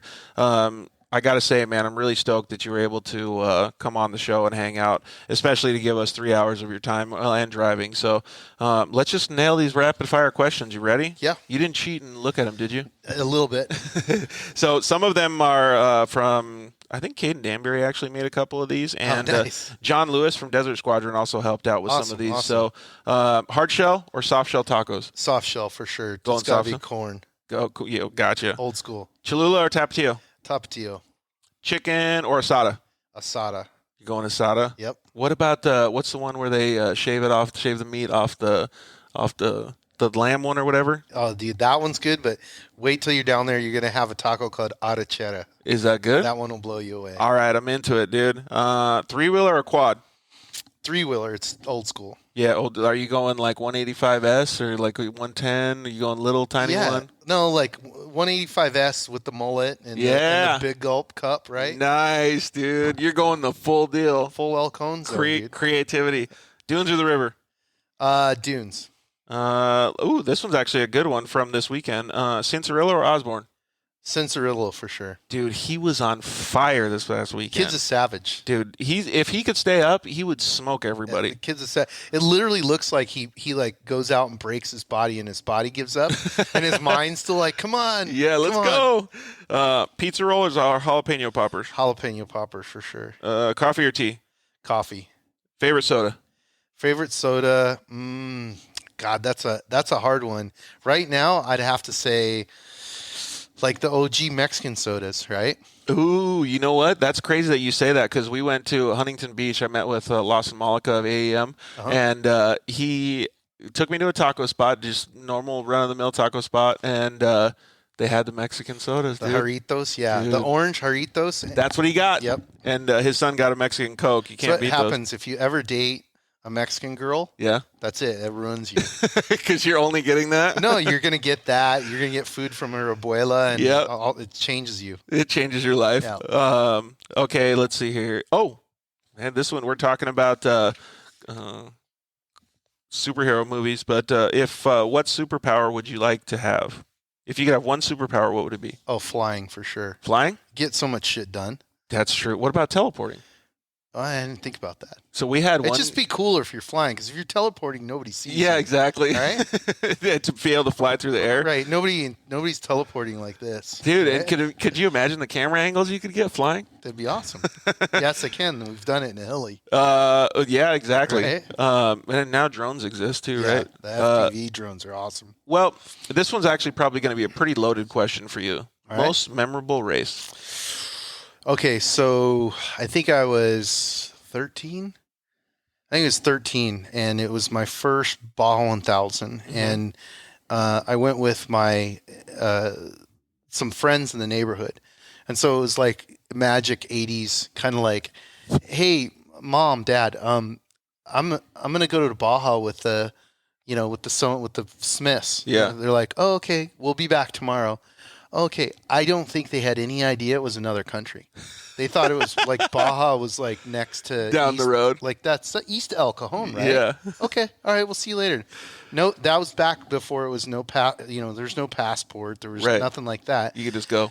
But no, I clearly remember that one because I remember like the parents being really weird about where the race course was. No, stand here. I'm like, what's the problem? And then a trophy truck comes by and you're like, oh, okay. Now I get it. You really need to pay attention. But, just the dirt and the smell of the fuel and how visceral it was. The ambiance. Yeah, it just made such an impression on me. I just remember going like, okay, this is something that's totally amazing, but you got to work to get to it, right? Yeah, and that's one of the things that I'm looking forward to the most. And all I'm doing is taking down a little GoPro, but I can't wait to capture my excitement of that environment on a little camera, man. Yeah, it's funny though because I say that's the moment, but I can tell you about a bunch of other moments. I'll tell you about one more, and I don't know what year it was. Probably 2018. Yeah. Or 19. So Garen Cadiente was leading the Ball 1000 overall, and he had just turned back onto the pavement, and we were filming, and we were chasing him, and so it was like somewhere around midnight, and we were just south of Guerrero Negro over on the other side.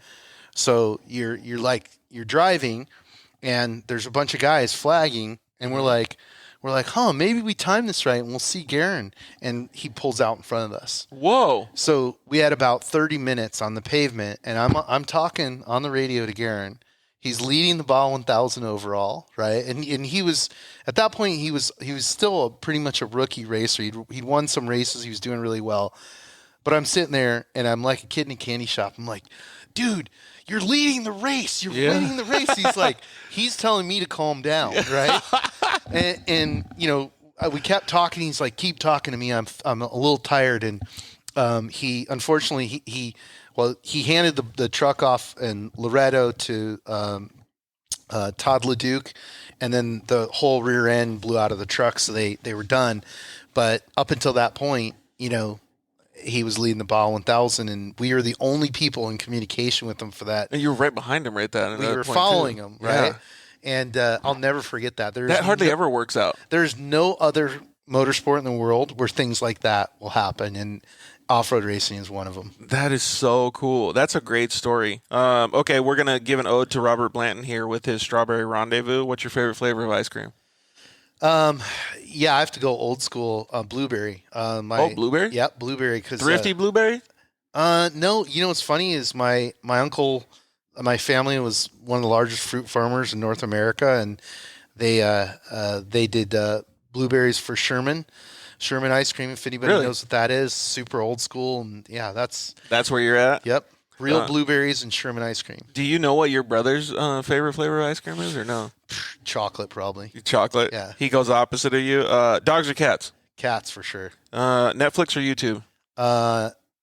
That's a good one. Netflix is doing dope stuff, but I've been watching F1 Driven to Survive or whatever it's called. Yeah, there's a lot of really good stuff on Netflix, but man, I've been spending a lot more time on YouTube. Yeah. Yeah. Everything, like no matter what, if you are just out there like doing a vlog for yourself and you put how-to vlog right in front of it, you're going to shoot up, man. Well, that, and I just, there's not any rail guards on the content. Right, exactly. So Netflix, it's a channel, it's got to be polished at this certain level, and so that's what it is, and I think they're doing a great job with some of the content. The creative medium has opened up more. Supercross or motocross? Oh, I'm going to follow this up with something too. Motocross for sure. Going motocross? Yeah. And you kind of already answered this, but short course or desert? Desert, but I'll say like, and this is a throwback, people have to understand why we have short course. And we have short course. As a media company, you got to love short course. Yes, as a media company, I love short course. But people have to understand why short course exists. And it exists because Mickey Thompson, who owned Score, right, and then created Mickey Thompson Short Course Racing, created short course as a way to get in front of people, right? But short course was never the end goal. It was always like, hey, you think this is rad? Come to the Baja 1000. Yo, right? gotcha. So as a gateway, as a tool, like short course has a huge upside to be all over the world. And really, the guy I got to give some props to is Robbie Gordon and what he's doing with SST. Oh, dude, 100%. Because every time he does an event, I get phone calls. Hey, I want to buy one of those SST trucks and race How it do I at the get Mint. And I'm like, it's a little different than that, but yeah, it's just swipe your card, you'll be fine. Yeah, exactly. Lucretia commented in and said the highway is the worst. It makes you sleepy, and she's talking about driving her race car on the highway. But I love my trace truck pulls in behind me and talks me through that. Exactly, that's exactly the experience. She knows. That's super cool.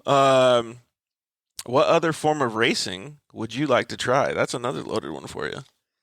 I mean, we'd even talk powerboat racing. You could have whatever you want, man. I got to race a little bit of rally, but I'd like to do it in a much more powerful car than a VW Bug, because that was cool, but a little bit more horsepower wouldn't hurt. No, I have probably rally. Like rally is it's all in your head, right? Because you're not door to door with somebody else, so it's like a war with your mind, right?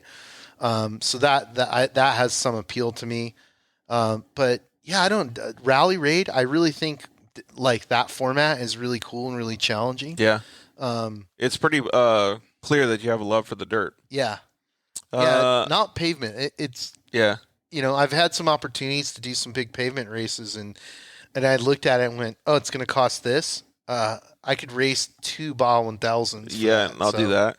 Tacos or burgers? Tacos for sure. Final question of the night, bud. Chips and guacamole or French fries and ranch?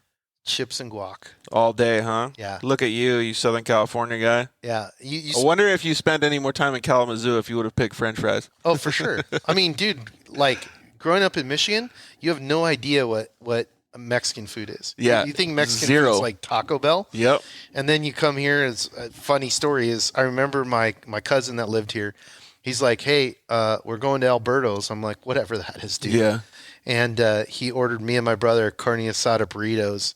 And we sat there and ate them. We're just like blown away. You're like, what? Yeah. Like, so. Man, the stuff that we take for granted down here in Southern California, or even Southern Arizona. All right, man. Well, is there anything else that you want to tell the audience before we sign off?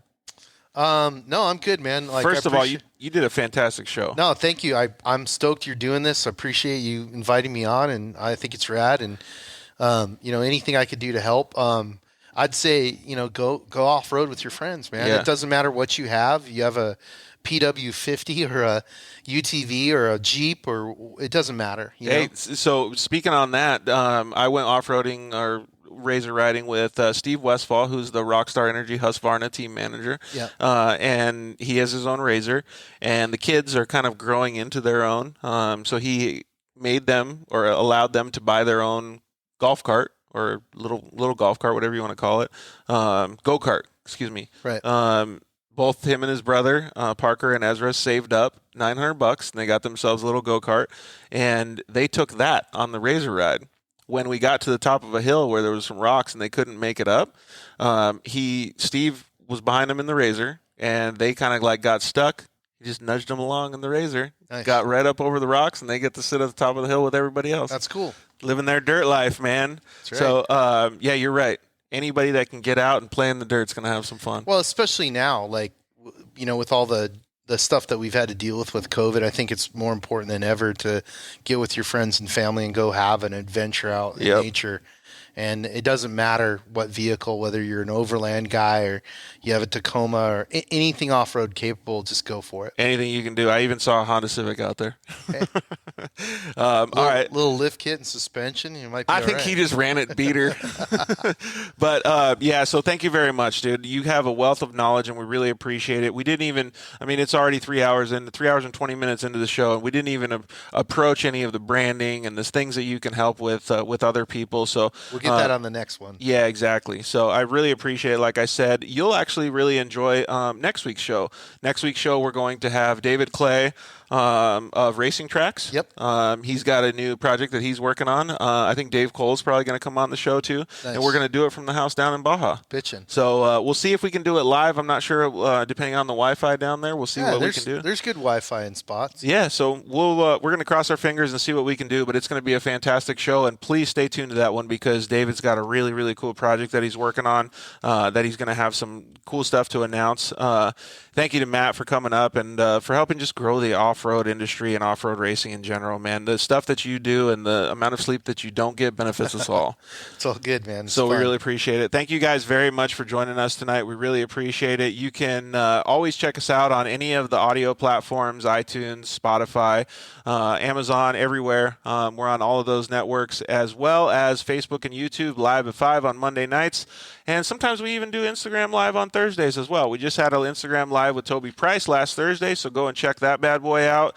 And thank you so much to all of our sponsors, all you guys in the audience, man. KMC Wheels, EFX Tires, Shock Therapy, the guys over at Cryo Heat, Solder Weld, and Zollinger Racing Products. You can use the code DIRTLIFE at solderweld.com. You can use the code DIRTLIFE at shocktherapist.com. And you can use the code DIRTLIFE at ZollingerRacingProducts.com. And please, like Matt said at the beginning of the show, support the people that support us because they get to give back as well. So thank you guys very much for living your guys' dirt life with us on this fabulous Memorial Day. We want to thank all of the families and armed servicemen for supporting us and giving us this awesome country that we live in. We will see you guys next week. Thank you. Good night. Thanks for listening to The Dirt Life Show.